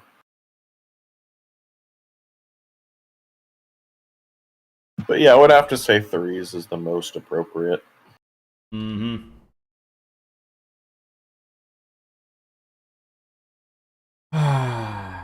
Yep. Alright. So, Rio tomorrow, and then we'll do Skytown next week. I don't know if we can do... I don't want to do the Pirate Homeworld back-to-back. That's... No. Yeah, give yourself a break, like a week break after Elysia, because, oh my goodness, Elysia is even more time-consuming than Brio. I'd say Elysia has more irritating puzzles. I think for me, it's like the Pirate Homeworld is just a slog to get through overall. Everything just gets blurred, and then you're going to like 3 or 4 different places, and I'm just going, can this place just stop looking the same? I'm like, yeah. That's true, yeah. Yeah, because my impression of like the pirate homeworld is I'm going, yeah, it's like, I hope the guys who did, you know, the Interloper chapter of Black Mesa did not take too much inspiration from the pirate homeworld, because at some point it's like, this shit just needs to stop. And that's my sentiment going through the second half of the pirate homeworld. I'm going, oh my god, this is so dreary. Yeah, going through those tunnels and then going through the tram system over and over again. It's just like, it's still my favorite part. Actually, no, Norion has to be my favorite area in the whole game. And you spend the least amount of time in it. But yeah, Elysia is still my least favorite place in the whole game. Hands down. Fair. Yeah, it's like, I was okay with Elysia at some point, and then yeah, the pirate homeworld, I'm just going, this place is just a freaking eyesore. Yeah. Just a lot of blaring lights, everything's orange and brown, and it's just like, alright. Yeah, it's like, I would say in terms of like environmental art design, I think 2 has it beat. Oh, hands down. Especially with, you know, Sanctuary Fortress and Brio and heck, even Agon. Yeah. Yeah, although I will admit Sanctuary does a lot of heavy carrying, but then again, that's like the best venue in the whole trilogy. Oh yeah, definitely. Oh, and let's not forget Phase. Fair. Phase looks really cool. And plus, you're on the Galactic Federation ships. It's just crazy. Like the visuals at the time. Mm-hmm. Although I'd say probably Nintendo Wii game whose art style has aged really well, Mario Galaxy. Oh yeah, for sure. That's another very good looking game. Yeah, or it's like you plug this into like a modern TV and you think it was still made yesterday. Ah, for sure. Yeah. And then Nintendo's kind of going downhill with their games now. I mean, it's funny because with Mario Kart World, they broke it and then they fixed it. They broke it again and then they fixed it again. And it's like, oh, okay. Or it's like if Monolith Soft is still doing the map designs, it's like don't dick around with them. It's like they know how to make a big open world map, but I hope you like straight lines and Mario Kart. Like, just like give an option to where you can drive 3-lap tracks, or if you want to do the intermissions, you can. But people in general just want to do 3-lap tracks. Yeah. And online. And if you want to do elimination, then yeah, that's probably the only time those straightaways would actually be good, because it forces you to stay, you know, in a certain placement, and if you're in a straight line, anything can happen. Yeah, because otherwise it's going to be like or at least if you're going to do like more open, or it's like definitely long drive maps, or it's like if you tap the cruising people on this one, at least have a couple of turns, or at least. I mean, they do have a few, but they're very wide turns, and it's like, okay. Or at least a reasonable end-to-end point. Like what Mount Wario did, or Big Blue. Yeah. Mount Wario was great. And in vanilla, like worldwide, all you have to do is literally just sandbag. Just hang out in the back of the pack, get some really good items, wait till you get onto the regular track, and then just use all your items and you win, basically. Nah, that was just my zipper hitting the water bottle. Go on. Oh, well, I just said you basically win. That's all I was going to say.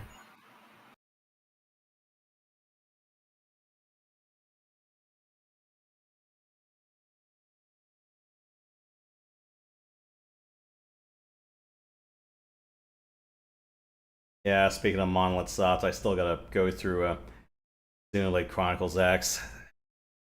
I was doing one of the Affinity missions for that 2 nights ago, and yeah, it's called Waiting for Resources to Pop Up.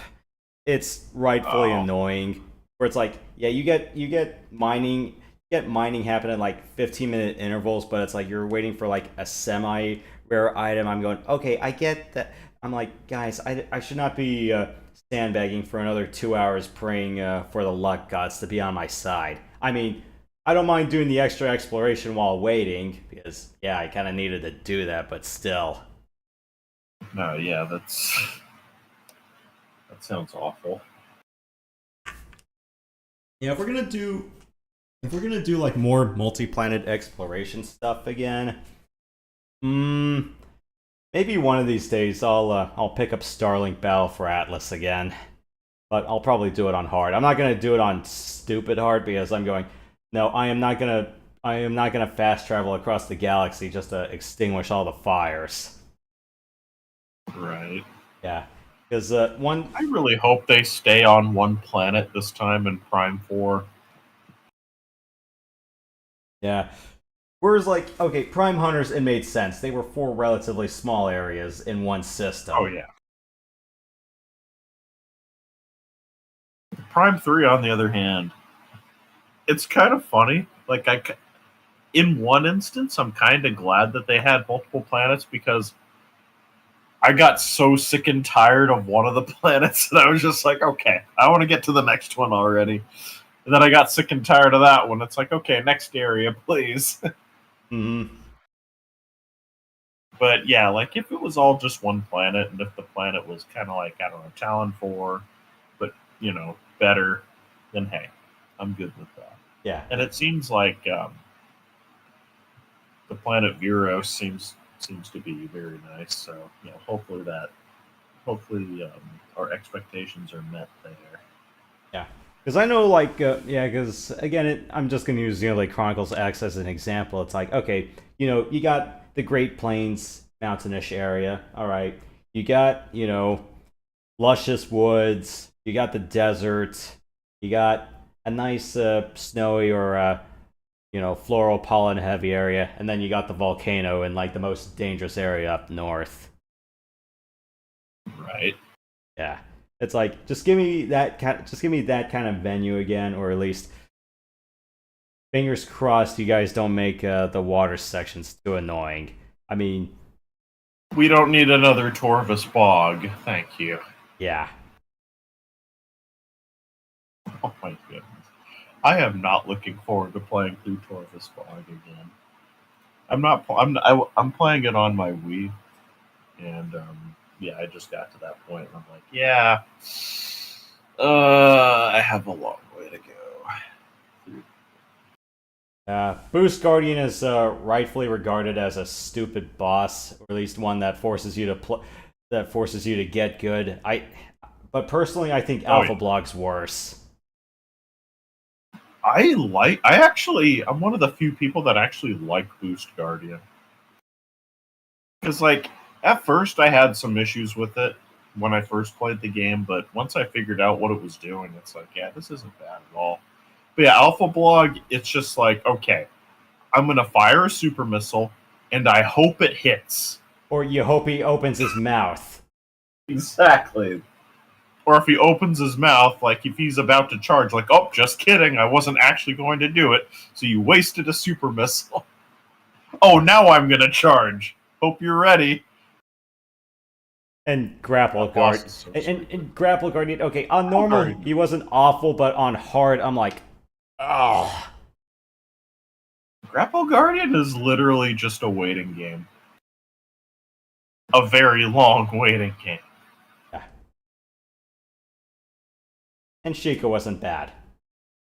Nah, Sheikah's one of the better bosses in there. Or at the least, it's like, okay, it forces you to use everything you have up to that point, which is the grapple beam and the Seeker launcher. Yep. I'm trying to think there was another boss in Torvus Bog. Was that it? Like, cause... yeah, Boost Guardian, Alpha Blog, Grapple Guardian Sheikah. Oh wow.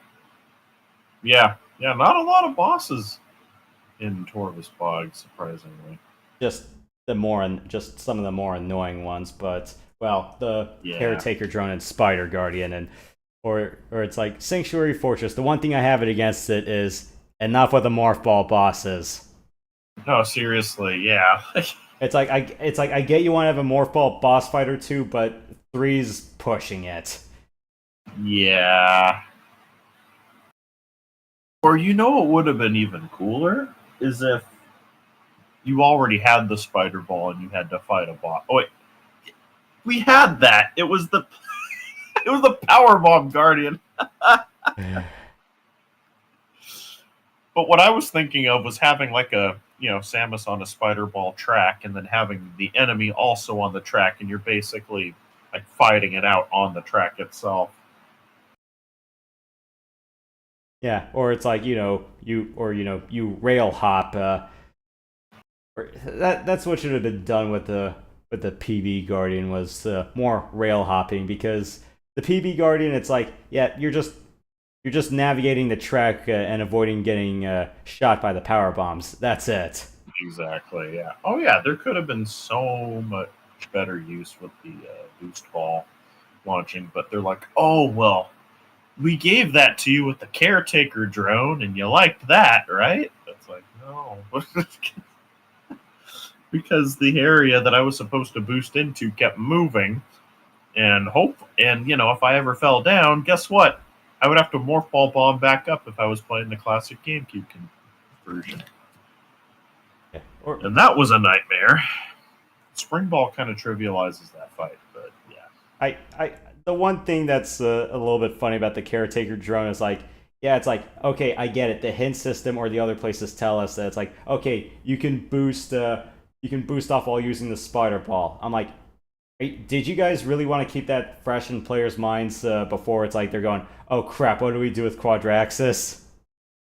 Right. Quadraxis was easily one of the best bosses in Prime 2. Yeah. It's like, yeah, we're sorry we couldn't give you Kraid, but here's another giant you can destroy in its place. Yeah, it's like in Prime 1, it's like, oh, no Kraid, but hey, you got this Omega Pirate. It's like, okay. I wonder, oh man, I just got the dumbest idea. What if they put Kraid in Prime 4? I don't think they will, but that would be really cool if they did.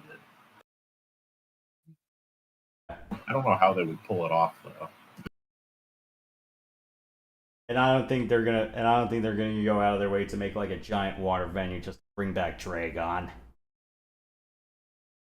Oh boy, Dragon. Oh no, if I had to fight Dragon. Oh, speaking of Dragon, I was so disappointed to find out that you couldn't fight Dragon in Dread, because they had him in a tank. In one of the areas, they literally had Dragon in the tank. Was it one of the temple areas, or was it the ocean, or is it like that big island out west? I believe it was. It wasn't Berenia, but it was the area before. I think it was right. Dairon.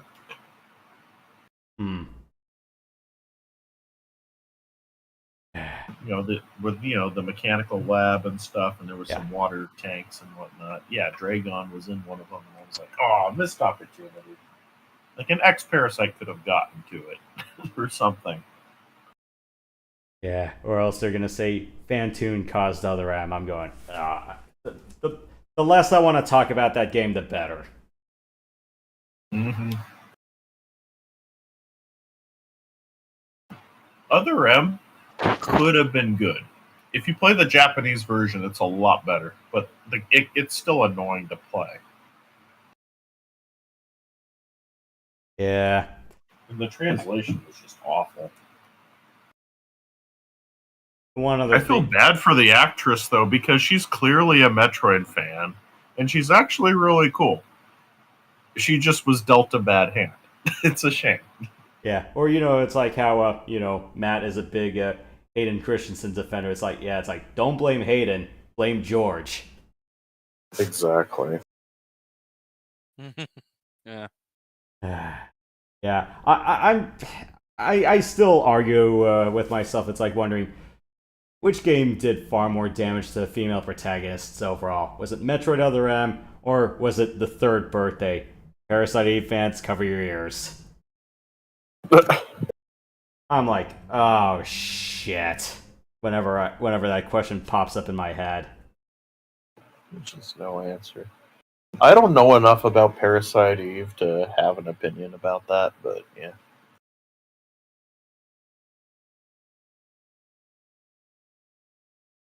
Well, just the bare minimum is that one was a very good experimental RPG on the PS1, whose engine was a tech demo for Final Fantasy VIII. The second one, though, they ended up kind of breaking formula and try to make it like a PS1 Resident Evil thing with magic, and I'm going, oh no. Already, the moment you mentioned Resident Evil with magic, I was like, nope. I already don't like it.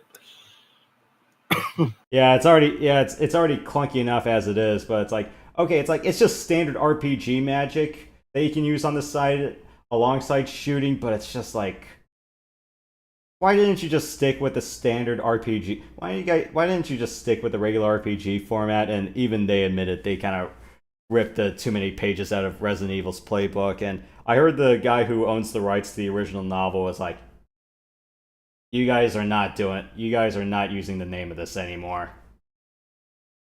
Yeah.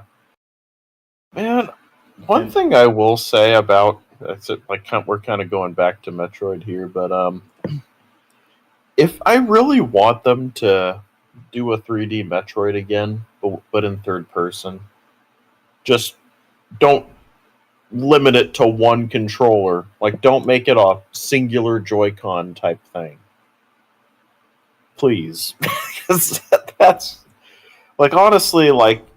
How Other M should have been done is there should have been the Wii Remote and Nunchuck, and if you wanted to aim, you could use the Wii Remote to aim. Maybe move the camera around. That would have been perfect. Yeah. But no. Yeah, because it's like, you already have, it's like, all the Metroid people have already played, like, Prime, or at least Corruption, or Trilogy, so it's like, yeah, using a remote and nunchuck would have come second nature to them. Exactly, and then, the jumping could have been like, proper use of space jump. It could have been like, again, they included Speed Booster. Speed Booster would have been amazing. Or it's like, if implemented with that. Or it's like you could do like you could do like a first person aim guide with a speed booster saying, let's launch in this direction. Right. Or if they wanted to do an open world Metroid game, they could have done that with the third person view, and it would have been great. If done right. Honestly, I'm getting kind of sick of the open world genre because everything's open world. Heck, even Mario Kart is open world now. Yeah, at some point it's like, just give me something that's nice and tightly scripted, and that's why I'm currently playing Trilogy right now. No, seriously, it's just like, why does everything have to be open world now? I mean, okay, you had a few things, Sonic, but then, okay, Sonic's open world now, Mario's open world now, with Odyssey, Mario Kart is open world now, and then, of course, you had Breath of the Wild and Tears of the Kingdom, which, with Zelda, I feel like it makes the most sense. Yeah, because, there's more natural fast traveling and, Right. That sort of thing. But yeah, Metroid, I don't know how that would work, though, if they did an open world Metroid, because, like, the whole point of Metroid is, okay, here's an area you can't access yet. You need a certain thing to get to that area. And that's the whole thing. It's like, oh, what's over there? I can't go there yet, but once I get this item, I'll go back and I'll explore some more. But if it's open world, it's like, oh, you could just access everything already. The problem with that approach is, I would rather, if they're going to do that, I'd rather they just Zelda-fy Metroid like what Star Fox Adventures did. Yeah. that may not be a popular approach, but unfortunately, I think that's the most pragmatic direction. I think that's the only thing they can do, to be honest. Like, they have to make it kind of like the way other M structured the areas, but minus all the nonsense.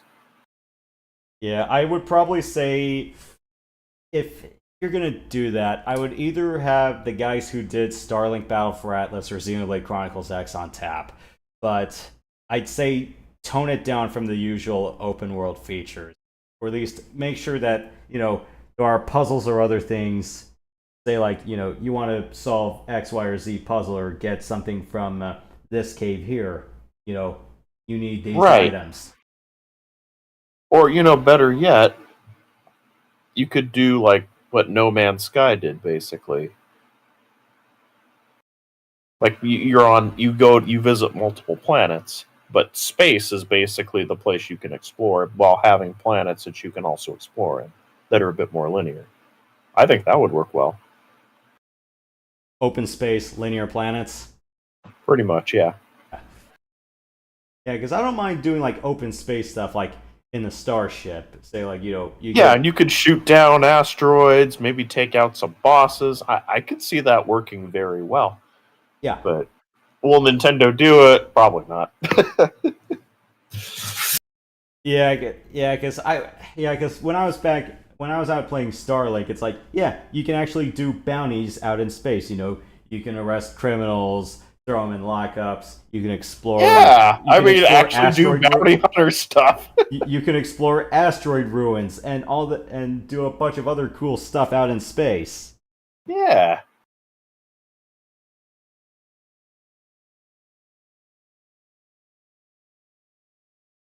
Nintendo should hire us. Just like, we basically came up with the perfect Metroid game idea for you guys. Oh, but people won't like third person because of other M. It's like, third person wasn't the problem. You had an egotistical director who wouldn't listen to his staff.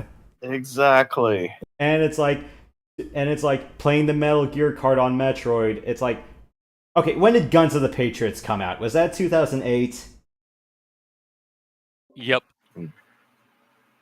And Metroid Other M was the year after that. And it's like, you should not be taking too much inspiration from what Guns of the Patriots did, because, that was 12 hours of cutscenes, 5 hours of legitimate gameplay. Pretty much. It's like it's like, there's also interactive cutscenes where it's like, okay, you're just tiptoeing through an area, and it's like, okay, what's the point of this? And the worst offender was you're stuck in first person. You have to look for something, but you can't find out. You can't find it at all. It's like it's either dark or it's obscure. Oh Christ! It's like okay, if you want me to find something, at least add like a sparkle effect or something, so I can actually see what it is I'm supposed to be scanning. Or hey, maybe have like a different color or like a highlight or something. But no, it's just okay. Just it's like figure it out. It's like all right, cool. We had the bloody scan visor from Metroid Prime. Don't take us for idiots. Exactly.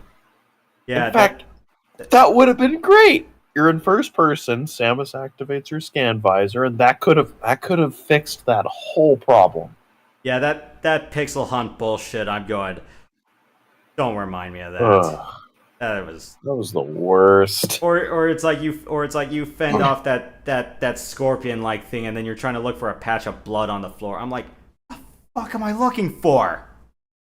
Yeah, that was basically Ridley. That was Ridley in its second phase, and then it's like you look back, it's green blood on top of grass of all things. Like, how was anyone supposed to see that?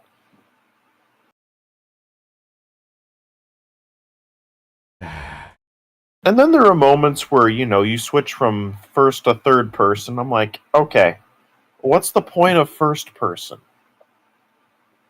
Like, honestly, because once you go into first person, it's like, okay, you can't move, you're vulnerable, so missiles are out of the question. And you can't really dodge effectively in first person because, it's like the shake controls aren't exactly as precise to do it. Exactly. And honestly, if you're going to have first person, at least have the scan visor. Like, it would have been pointless, but hey, would have been kind of cool to get some additional lore by using the scan visor. But I guess they wanted to steer clear from Prime as much as possible, and Sakamoto's like, no, they're not canon. This is my universe. It's like, okay, cool. Well, it's like, or it's gonna be, it's like, answer this question: what made you the most money? And it's like, what gave you like and what gave you like a loyal fan base? Well, I mean, technically, Super Metroid did that for a lot of people, but then Prime, because that came out for my generation, because Super came out before I was even born. So yeah, there were a lot. But then I played Super. I think gun to my head, it's like, if you're gonna do like something like Other M's Combat, it's like, get Platinum to do it. Yeah. I mean, Mercury Steam's been doing a phenomenal job so far.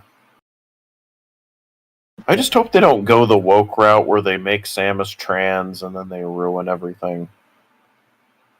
Was that someone in the Redmond office who suggested that? I think so. It was somebody regarding like Prime 4, like one of the people working on the game said, "Why don't you make Samus trans?" And then they were basically like, "Get out." Get out. Yeah, if it was if that person was in retro, and I'm like, dude, it's like, you're saying that in Texas, and I don't think Retro Studios is based in Austin. Am I wrong in saying that? I'm not 100% sure. I'd have to look that up, but I'm just like, no, Samus is a legit female. Don't add that nonsense in here. Just leave Samus alone, please. You've already ruined Star Wars and Star Trek. It just seems that just seemed really out of the blue. They're like, oh, let's make her that. It's like, what?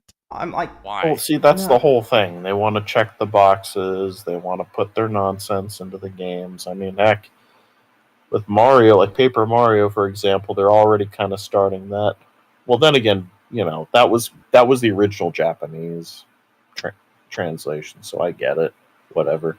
Or at least, when Ted Woolsey and the old translation staff did it, there's a reason behind that. It's like, right. I get that you don't. I get it. It's like, sometimes you may want to try to translate the script as much as possible, but it's like, on one hand, there's a delicate balance between doing that and then going what the hell DJAP did with the Super Nintendo version of Tales of Fantasia. Oh my goodness, Jaff is doing something else now. Let me guess. He criticized, in quotes, another game that he couldn't figure out.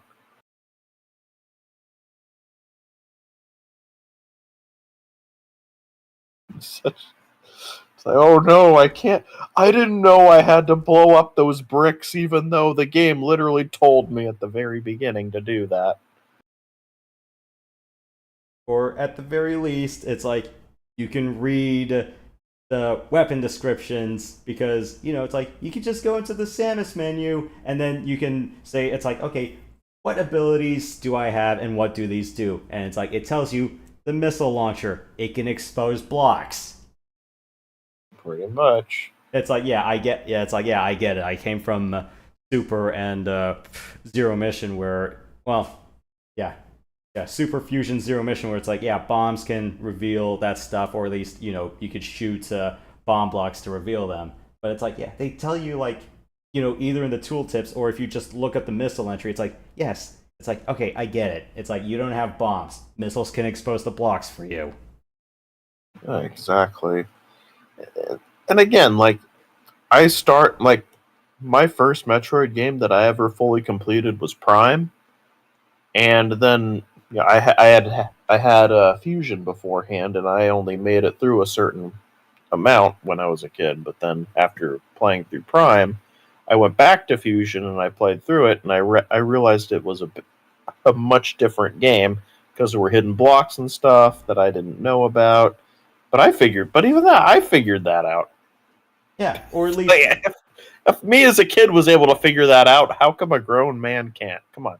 Yeah, or it's like, we learned, it's like, there's cracked blocks, there's suspicious blocks. I'm going, it's like, okay, what's that bridge? I'm going, Well, duh, it's like, I've played Zero Mission, or at least Super Metroid, because, you know, it's like that bridge that goes, that you shoot to go underneath to get the missile launcher?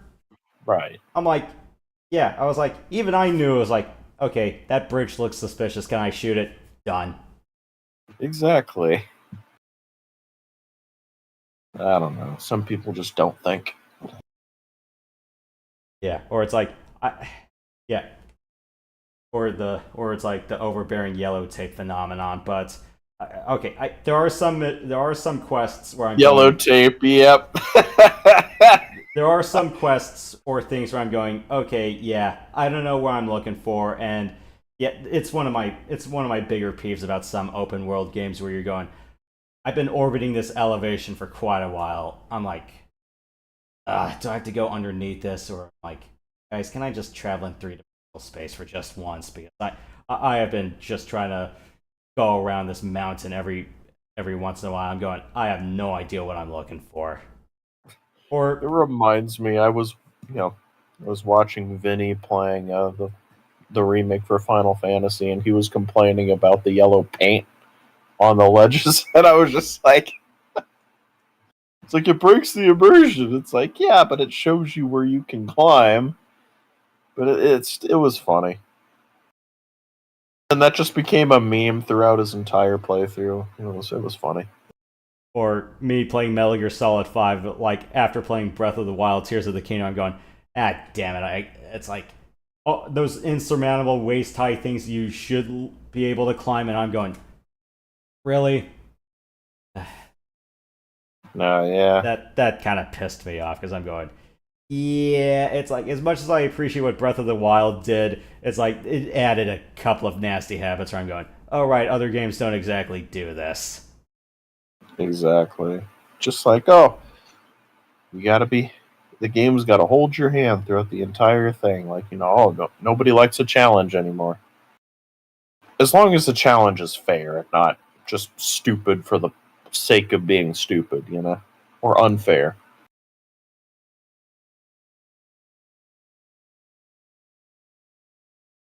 Yeah. Or, no! We're not balanced! It's not fair! Yeah. Just like, back in my day, we had to think. Or, in my case, it's just like, okay, let me just go on good old NeoSeeker and print out a walkthrough and play it. Just refer to that. GameFAQs, NeoSeeker.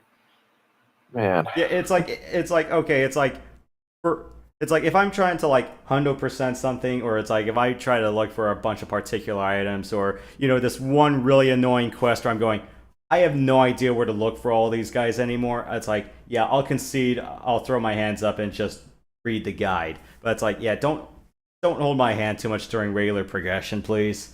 Exactly. Make me think, at least for a bit.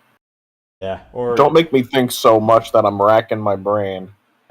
Or, it's like, I grew up during the days where it's like people made these maps in ASCII, or, yeah, because I remember, like, seeing this one guide, it's like someone did make the entire, before we had, like, faster imaging, or faster downloading techniques, it's like, yeah, people made a map for Metroid, using ASCII.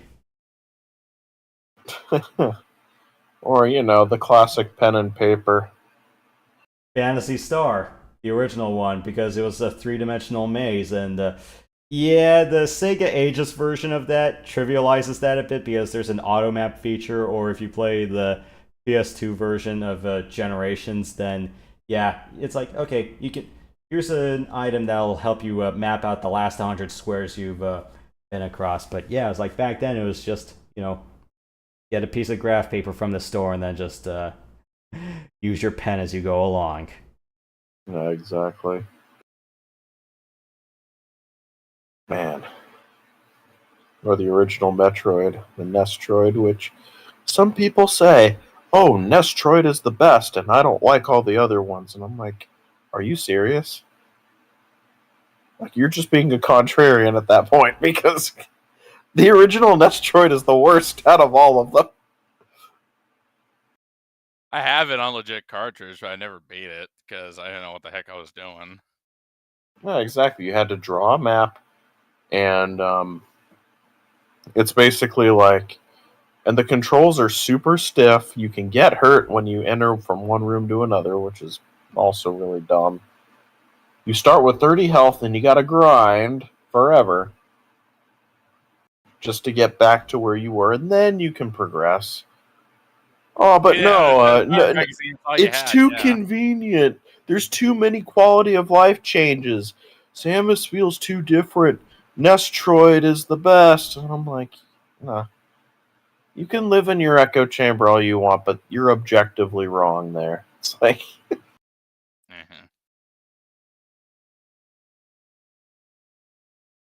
The person I'm referring to is Metroid MST. The guy is absolutely wacko when it comes to that.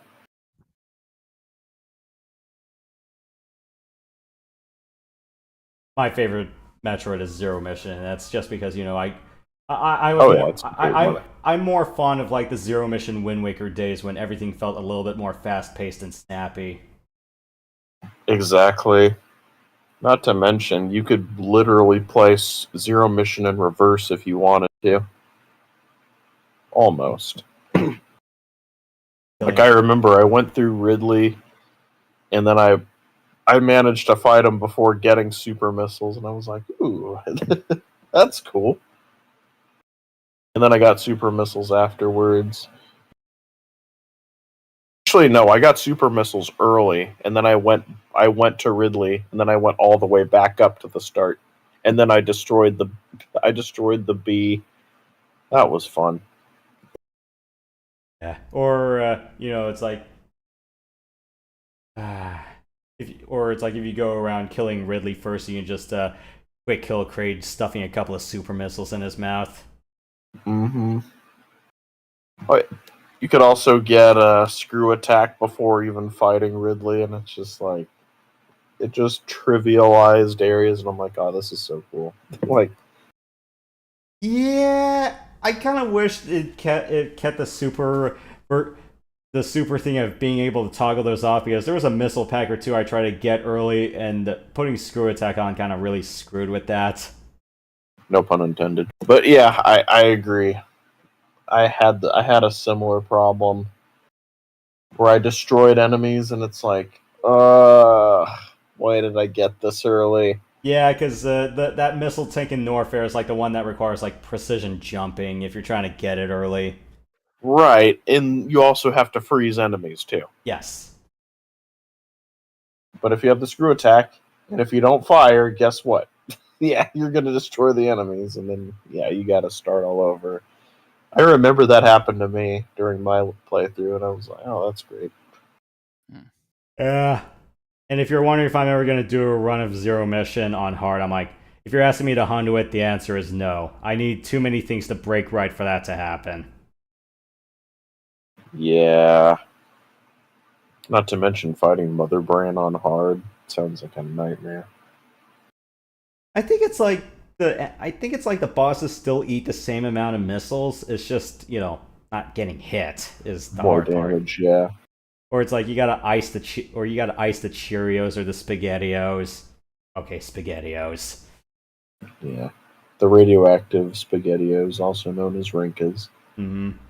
And then you have those guns that shoot at you too. What I do is I just screw attack into them. I jump up to the cannon, jump back down, rinse and repeat, and that works for me. Yeah. What did James call the Rinkas? Did he call them flaming Cheerios? I think so. I think it was Cheerios, yeah. I would have just called them lifesavers. Or yeah, because or I get it, it's like, you know, it's like the lava, and then it's like, yeah, it's all, you're gonna be drowning in spaghetti sauce. That's true. Yeah, it literally is just Campbell SpaghettiOs.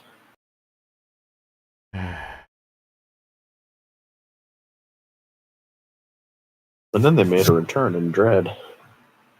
Though I would actually call them mint lifesavers because of how they rotate. Yeah, and then Or onion rings. There you go. Yeah, and then Zero Mission had them mostly red, but then it's like there's only like what, one room where there were green ones that were guaranteed drops. Yeah.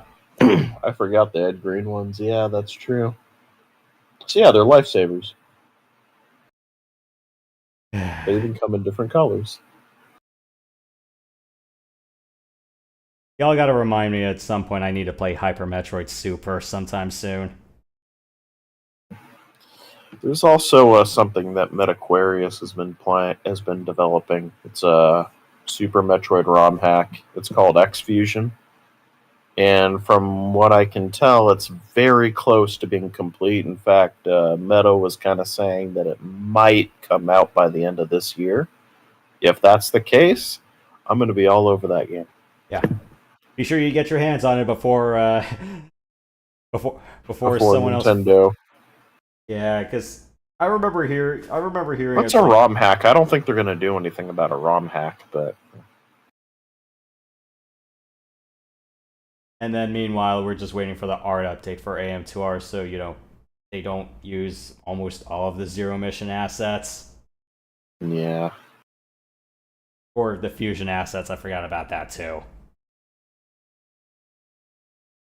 Man. AM2R was such a great game. All they had to, the only criticism I had about it was like, please fix the Metroid hitboxes. Yeah, especially the gammas. Ugh, hated those gammas so much. I hated the Zetas that just swipe your missiles down like freaking all the time. I'm going, damn it. There's a method to dealing with them. You just need to turn around over and over again, or just wait till they jump or charge you, and then they just hit. Then you can just hit them. Yeah, there is a. Because normally I prefer moonwalking and then jumping back and shooting them as I'm moon jumping backwards or backflipping. Right. Yeah. One thing I need to do with AM2R is I gotta play with the advanced style controls, because I've been doing like 2-button aiming, but I'm thinking, yeah, I should probably play like an advanced installment one of these days. Yeah. Would be nice. Yeah, I need to check MetaQuarium and see if there's any more updates on X Fusion. Yeah, because I know it's like one time I think there was like a Kotaku article on it, but then he had to go to ground since word spreads fast. Oh wow! On them. Yeah. Almost there. Okay. This happened. This was a post 4 days ago. It's like, it's been a while since I posted anything. I finally completed a full run of each game mode, believe it or not. I had each area play tested individually, but never played the game from start to finish until recently. I found a few bugs and soft locks along the way, more than anticipated, and they took a while to fix or circumvent. Here's some examples. Yeah, I'm not going to go through all of that. Well, except for one, that Samus was stuck in a navigation booth. I saw that one. And the SAX could crash the game. And the dozen yakety sax one. I saw that one too. Yeah. Some enemy graphics were garbled. Escape sequences didn't start. Oh no. Oh, he tested with ZSNES? Oh no. Unfortunately, nobody really uses that anymore, or it's like nobody maintains that anymore. Well, yeah, because it was only used for older computers. If you use it for a modern computer, it causes issues. It's like everyone moved on to 9X or B or BizHawk. ZSNES crashed in a very obscure situation where BSNES or SNES 9X did not. And I see you coming. Told you, Meta. ZSNES is bad. Why are you still using it? Fun fact, this is not what you think. I found a genuine error in one of the tile maps. Oh, man. To conclude, hack is done. It's only a matter of how and when now. For the time being, I shall take a small break before doing some more playtesting. So, yeah, it's basically done now. I'm looking forward to playing it. Yeah. Any other Metroidvanias or other side scrollers I need to finish up? I still need to finish up Bloodstained Ritual of the Night. I'm at the final boss, but I was like, yeah. I was trying to grind up some of the other food stuff. So I'm going, all right. There's a reason why it's like you should not leave progression or like other fun stuff to chance like this, even with luck boosters on. And right. As your Striker Gunvolt, I'm trying to go through the endgame gauntlet right now, but I need to level up a little bit more because one of the two venues is a boss rush, and I'm going, and yeah, a boss rush with a few extra twists added onto it. Yeah, I'm level 50 in the first game right about now, but I don't think I'm gonna try to S rank or do the no-hit runs on all of the venues. I'm not that insane. Right. And besides, it's like if you want like if you want like a Metroidvania or a side scroller game that legitimately kicks your ass, I'm gonna say here's Mega Man 0. Right. And I'm playing through, and I tried doing ZX recently. I'm going, how the fuck did I beat this as a teenager? There's some of the things that that really baffle me. It's like, oh my goodness, I was so good at this game. How did I do it? I can't do it anymore. It's like, or it's like there's a thing between playing on like, you know, old handhelds and modern hardware. I'm going, yeah, that's true. Yeah. Yeah, especially when these games are more D-pad oriented. But unfortunately, it's like most modern controllers are more stick heavy. But it's like, yeah, there's a reason why whenever I'm doing stuff on, there's a reason why I prefer using a PC emu when it comes to using a stick controller, because I kind of feel like the stick responses on emus are much better than what the official stuff does. It's like I could play Super Metroid with one of the freaking Power A controllers on SNES 9X right off the bat really well, but it's like you asked me to do it like on Switch Virtual Console. I'm like, I can't do it. Right. Yeah, that's one of the other criticisms I kind of have about you know, doing Virtual Console on the Switch.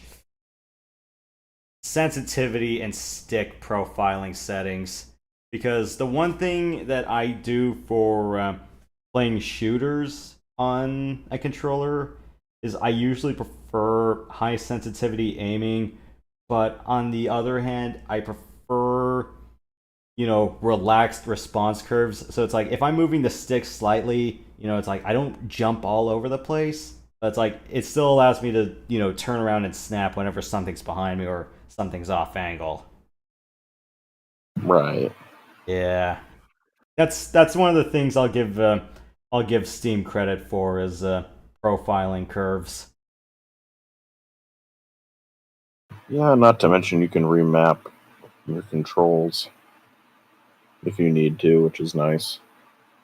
Some games that I play, I actually need to do that in order to play the game optimally. Yeah, that was one of the other things I didn't like too much about Samus Returns and Dread, because I'm going, yeah, because usually whenever I play that, it's like I don't want L1 and R1 to be my grappling missile keys. I don't know, when I was playing split Joy-Cons, I was a little bit more comfortable doing L2, R2, because I was like, I treated L1 and R1 as more as the utility keys rather than stuff I actually had to do keys. Yeah.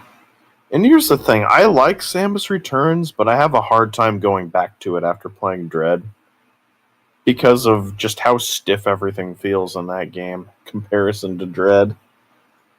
Like, for example, like the melee counter, you have to literally stop your momentum and then use it, whereas in Dread, it flows really nicely, because you can run, and then you can use your counter, and then shoot, and you're just on your way. Yeah, because that was the one thing. It's like most of the Dread fights did was like, you know, you do a running counter.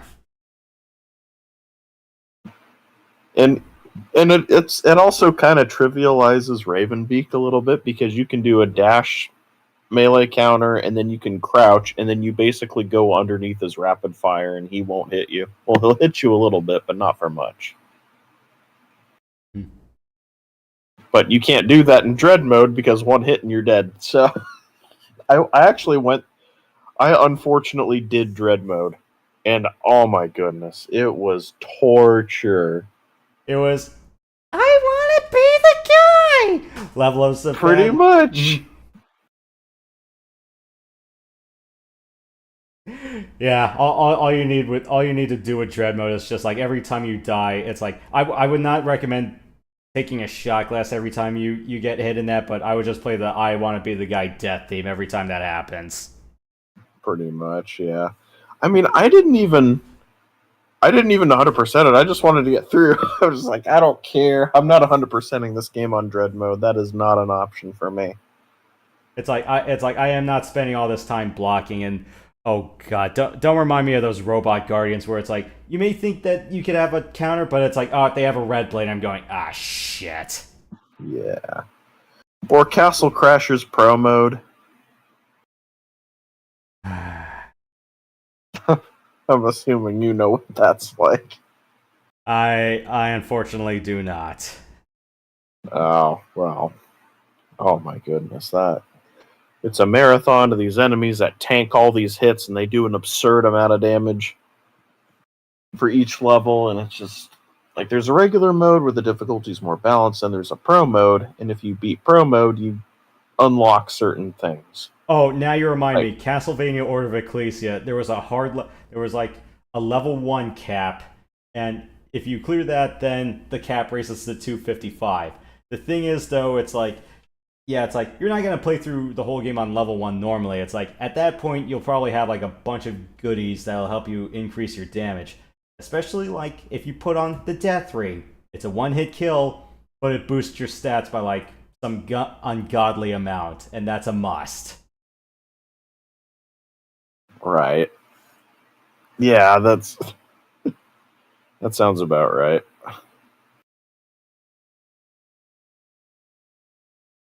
Yeah, Order of Ecclesia is a great game. I gotta get around to playing that sometime again. And I still gotta do Portrait of Ruin, which is basically Super Mario 64, just in Castlevania terms. Just don't play... Oh, I was about to say, just don't play that N64 Castlevania game. That... I have that, but I haven't really played it. Yeah, it's bad. It's really bad. Is it canon? Not sure. I don't think so. Probably not. I'm pretty sure they're like, yeah, we'll just forget this game ever happened. Moving on. You know.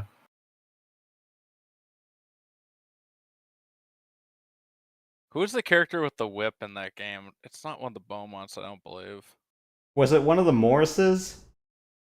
Might have been. I know. I think it was just a one-off character. I don't think it had anything to do with the Belmonts or the Morrises. Yeah, because Portrait of Ruin, I believe. Yeah, the main character was a Morris. Circle of the Moon. Yeah, I think. Oh. Circle of the Moon, you don't play as a Belmont, and unfortunately, the head honcho kind of threw the game out for that reason, which is a damn shame, but it's like, Circle of the Moon was kind of a great one.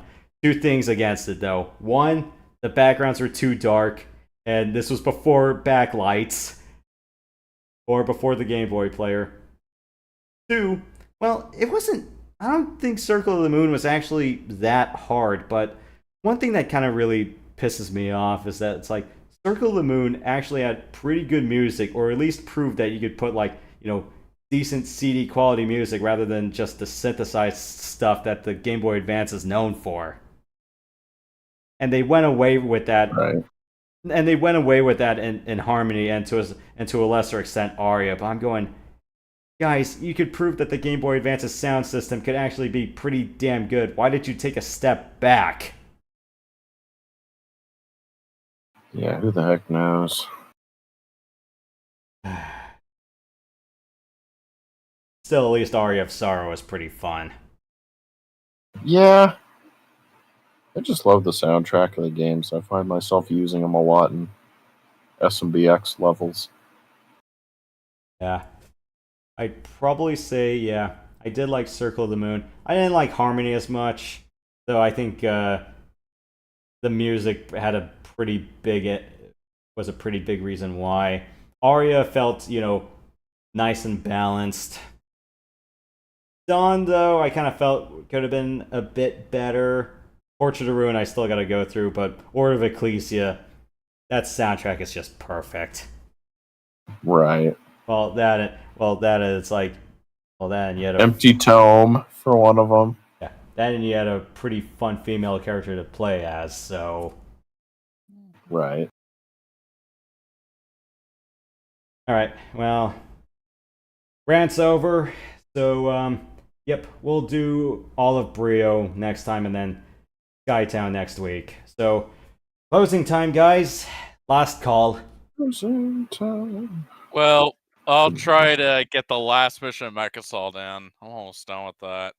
And yeah, I'm gonna be on vacation this week, but when I get back, not this Saturday but the next, I'll start a Legend of Zelda: Link to the Past, and then Sunday I think I'll continue on with Agent of Empires 3, and then Double Sun Racing and Star Trek Invasion.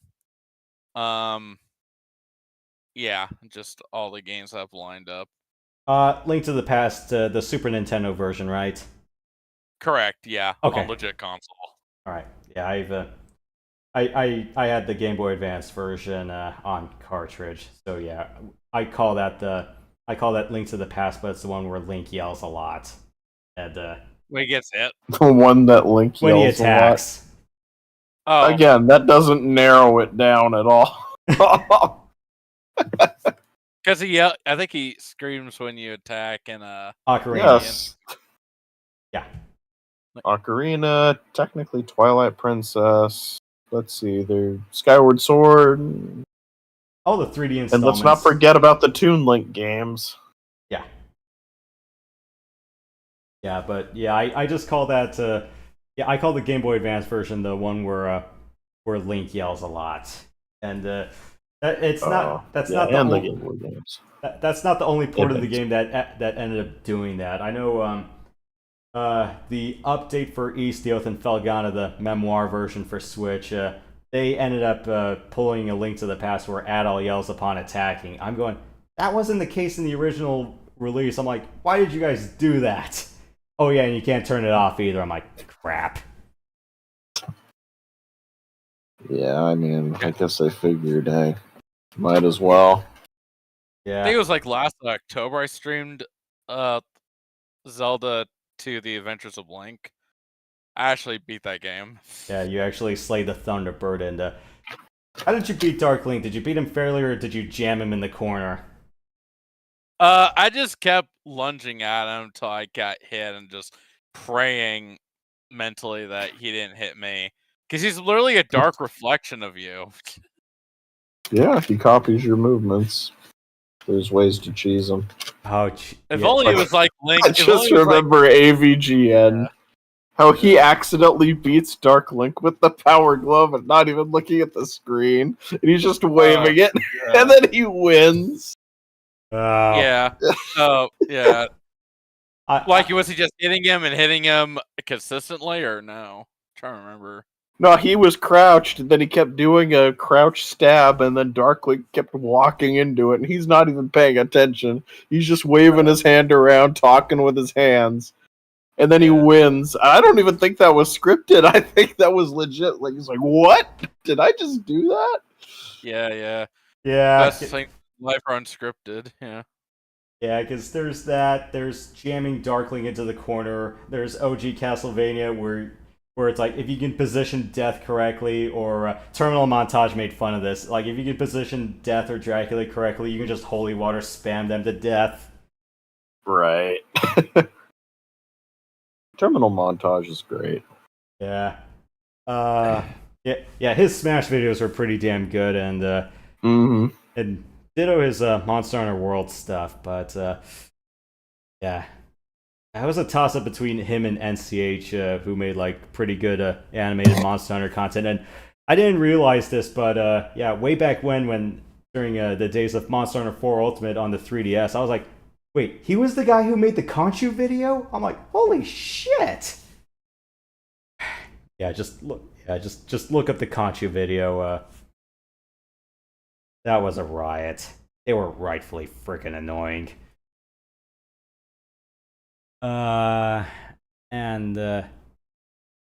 Yeah, I will say this though, Matt. That's not even the worst Dark Link fight in the franchise. It's only... At least with Ocarina, you can cheese them. Yeah. Oh yeah, that's right. He's in Ocarina of Time. Yeah. Which would you say would be the worst Dark Link fight, Yoshi? Shadow Link in Four Swords Adventures wasn't too bad, so I don't know. Honestly, I'd say Ocarina by default. Because yeah, if you don't cheese it, then yeah, it does get really annoying. Yeah, you just slash him over and over again. Yeah, not helping is that he's the mid-boss of what is considered one of the worst sorry dungeons in the franchise. I'm like... Goodness. I was like... Yeah. I didn't have to... Water Temple, for me, wasn't really, like, the worst. I mean, it was an annoyance. I think it... That's exactly the problem. It wasn't hard.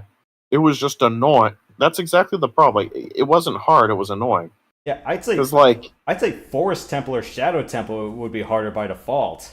And some people would say Fire Temple. I didn't really like Forest Temple that much either, because there was just a lot of wandering around. Though Fire Temple I found to be very obnoxious. I'd say Forest Temple was pretty bad for how early in the game you had to tackle it. Right.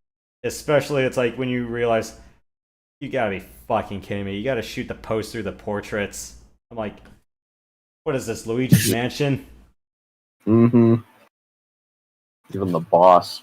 And I remember when I first fought Phantom Ganon, I had no idea which painting was the real one. The first one or Ocarina. So Ocarina. So there's multiple iterations of Phantom Ganon, but when we're talking most annoying, I usually default to the Ocarina's version. Wind Waker's like the penultimate thing, but I think that's more like a puppet or something else. Actually, well, there was a Phantom Ganon in Wind Waker as well. It was just like a Spectre kind of thing. Yeah, was that like one of the major mid bosses in Ganon's Tower? I think so, yeah. Yeah, because I forgot if he was a major progression boss or if he was in the tower. But I need to play through Twilight Princess again. It's been a long time. It's such a great game. I'm not gonna lie. That one puzzle you have to maneuver the knights. I look like a complete idiot in. Oh, I hated that puzzle. But there's a trick to it.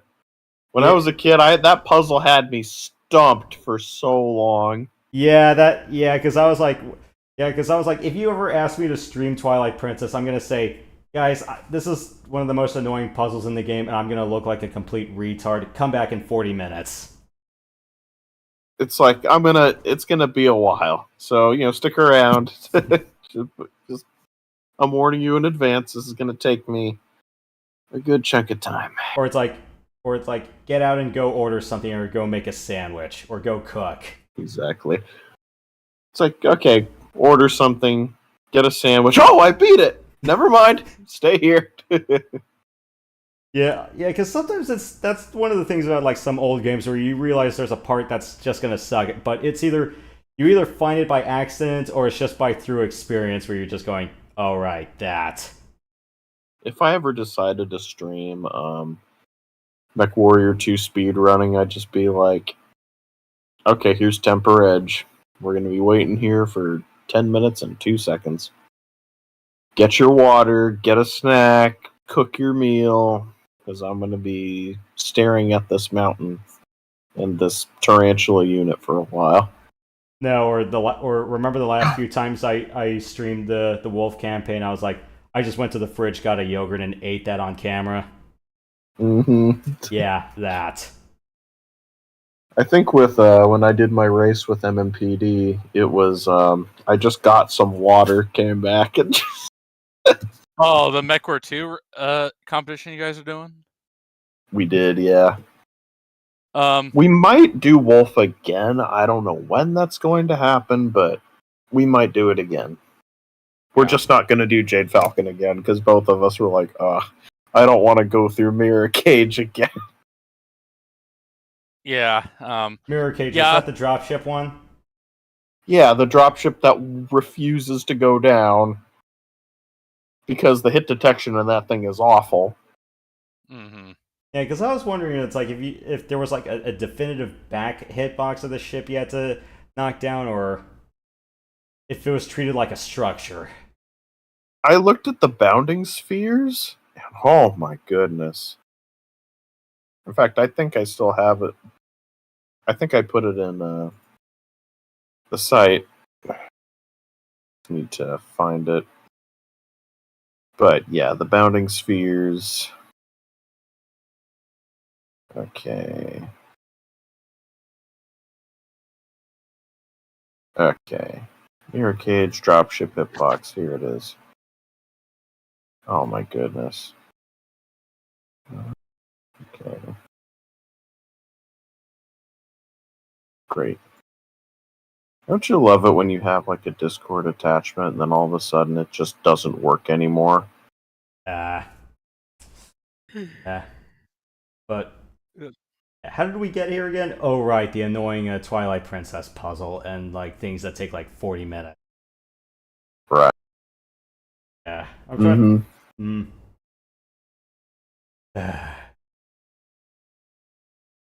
I might have it on this computer. This is 4 years ago. Maybe not.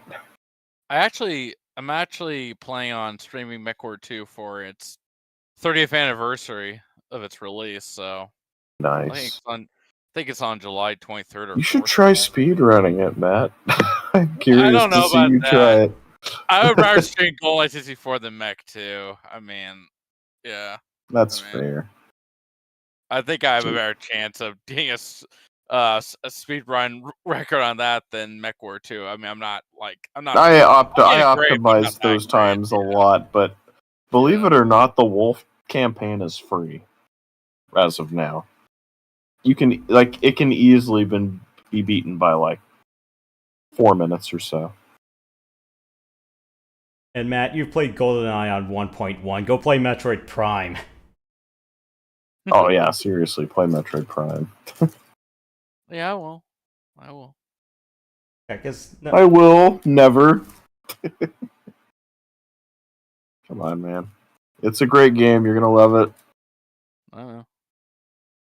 I might drag my feet a little bit, but here's the thing: I'll eventually do it. That's just how I am. Fair. I know. My excuse is I bogged myself down with a lot of 50-plus hour RPGs, and I'm going through one big franchise right now. And I haven't really been streaming much lately anyway, because I don't know, I just kind of like uploading videos and just kind of being done with it. It's like I don't feel the need to stream. Yeah, that's fair. It's like I did like a la carte. Streaming is too much of a hassle because then you're stuck there for a while. Yeah, it's like at least I can record, then I can upload, and then I can. And the best part about it is I can pace myself too. So if I'm playing through a series, I can upload whenever I want. I mean, as long as it's not too long in between parts. But like my Paper Mario Refolded one, but that wasn't my fault because unfortunately it's the guy who's doing it, for some reason, loves to change the rules. So he releases a new thing, right? Like a new update to his texture pack. But lately what he did, so what he released was something only Patreons had access to. But he recently made that version public. But there was another version that he did that I was doing a Let's Play on, right? And unfortunately, His new part came out like about, say, a couple of weeks ago, but I haven't been able to play it because for some unknown reason he decided to put out the HD version and not the refolded version. So I'm basically waiting for him to put the final part of the refolded version so I can finish my Let's Play, because I don't want to have it to where I had one graphical style and then I change it last minute at the very end of the Let's Play. It's like, no, let me finish. Yeah, it's like if you're playing some game like midway through and then it's like all the textures change. It's like me playing Half-Life 1 where it's like I get all the weapons and I switch over to the high definition pack when it doesn't make any sense. Exactly. And mind you, I've been waiting like quite a few months for him to finally update it. And he's like 95% done now. And it's like, okay, cool, I can finally finish the LP. And then, oh no, it's 4K, it's HD, not refolded. And I'm like, oh, that's great. Thanks. And the craziest part was that Let's Play actually blew up quite a bit. Like my first part has like, it hit 2,000 views. I was like, what? And then the next one was like 1,600 and then 900. And so I'm like, I don't get this many views ever. So it's a shame because, now I'm waiting to get this done. I really, really want to just get it over with. So it's just like, okay, I have this playthrough. It was successful. We're good. But yeah, unfortunately, I have to wait till he uploads it, and it's like, all right.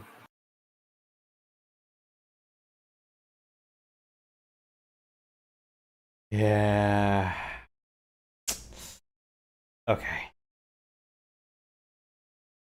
All right. So on my side, yep, I've already mentioned what we're doing for Prime 3. So yeah, on the off chance next weekend that I do manage to clear Skytown in one go, not likely to happen, but if I do, the other day from Friday or Saturday that's freed up from that, because yeah, you're right, don't do Skytown and the Pirate Homeworld back to back. That's nuts. No. I'll do. That's a headache waiting to happen. Yeah, as a break from that, I'll do Star Fox 64 with a joystick. I'm gonna go through the blue route. That's one route I have not done as often. That and which one? Which route? Well, that and what happened like during the 4th of July was yeah, I tried to metal Sector Z. It was painful. It took me like 10 tries. Yeah. And this is without Cat. Not as painful as trying to metal Venom 1. A lot of things I go right for that one. No, I would say that if you're gonna do that, I would go through Zonus, max out your bombs, go through Macbeth to Bulls, and then try to save all your bombs, and then just crowd kill everyone when you make it through Venom Blue route. Yeah. Plus, cluster killing, yeah, that's needed too. But as long as you are like roughly like 180 kills before you face the robot guy, the golem in the temple thing, before you face the fake Andros, yeah, and you're able to do like a good chain kill of all those laser beams in the tunnel, before you face the fake Andros decoy, then yeah, you'll get over 200. I've only done it a couple times. It's one of those a lot of things gotta go right kind of things, I am not looking forward to trying a 150 Titania. I do not like that place compared to Macbeth. Yeah. I can see why it could be a little challenging. I mean, I pretty much get the medal almost every time I do it, whenever I'm doing a easy route, just a pure easy route. Yeah, it's like Meteo, you can go through Warp Zone, and then that'll give you enough. Yeah. Ficina, you get the medal on Meteo without going through the tunnel. You just gotta chain kill a lot. Yeah, or just blow up a bunch of asteroids. Yeah. Those guys, that kind of circle of enemies that appear around those warp, those warp pickups that'll make you go into the warp zone. Yeah. Those really help. Yeah, I'd say, yeah, Ficina, it's like if you come in with twin blasters and you can blast Star Wolf really easily, that's doable. Sector X, I prefer going through Warp Zone, but I'm thinking at some point it's like I gotta learn how to quick kill the boss. Well, that's a piece of cake. Just keep shooting the head, right? Yep, just keep it. Just have the robot do its monologue when he fakes that he died, and then just keep it center in the head. Just keep shooting. Yeah, like your life depends on it. Then you'll kill him before the first board hits you that he throws. Or he bitch slaps Slippy out to Titania.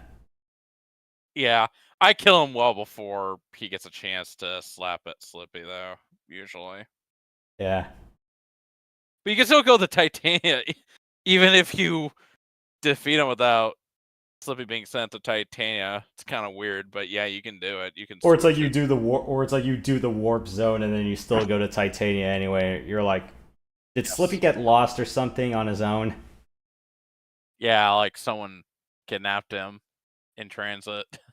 And why him of all people? Why couldn't it have been Fox, the leader? You know. Yeah. All right. So, yep. That'll be the alternate episode. On one of the other days, I don't do Prime 3 next weekend. Trails of Cold Steel 2. That'll still be every Sunday. There will be no midweek episodes for the next few weeks. I have a few work-related things I have to wake up early for, so midweek episodes are kind of out of the question right now.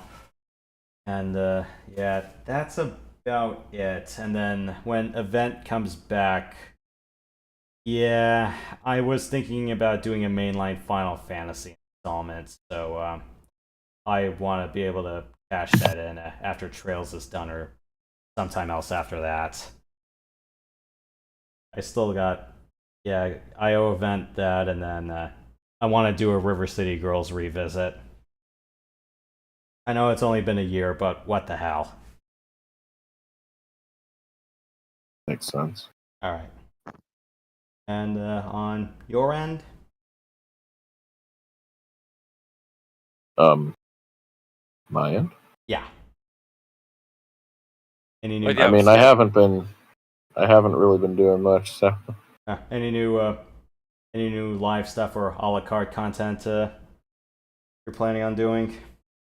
I mean, no live stuff, but maybe just some additional playthroughs in the future. I don't really do a lot of a la carte stuff anymore. I just like the live stream stuff because once I'm done, it's on my channel. I don't have to wait for it to upload after I do it. It's like it's uploading as I play, but hey, that's just me. Plus I get the buzz of being able to interact with people live. But yeah, right.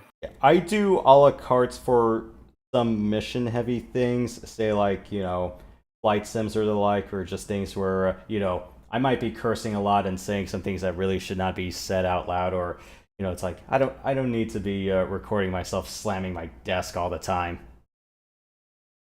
Yeah, I don't blame you. Especially if it's for like some missions where it takes me like 9 or 10 attempts to get it right. Because when I was trying to do Comanche 2, there was this one mission that's like speed running Incarnate, and then there were like some commenters who were saying, this took me like 20 to 50 tries. How many times did it take you to figure this out? I said, maybe like 9 or 10. There are just some missions that are just not worth the pain of trying to do live.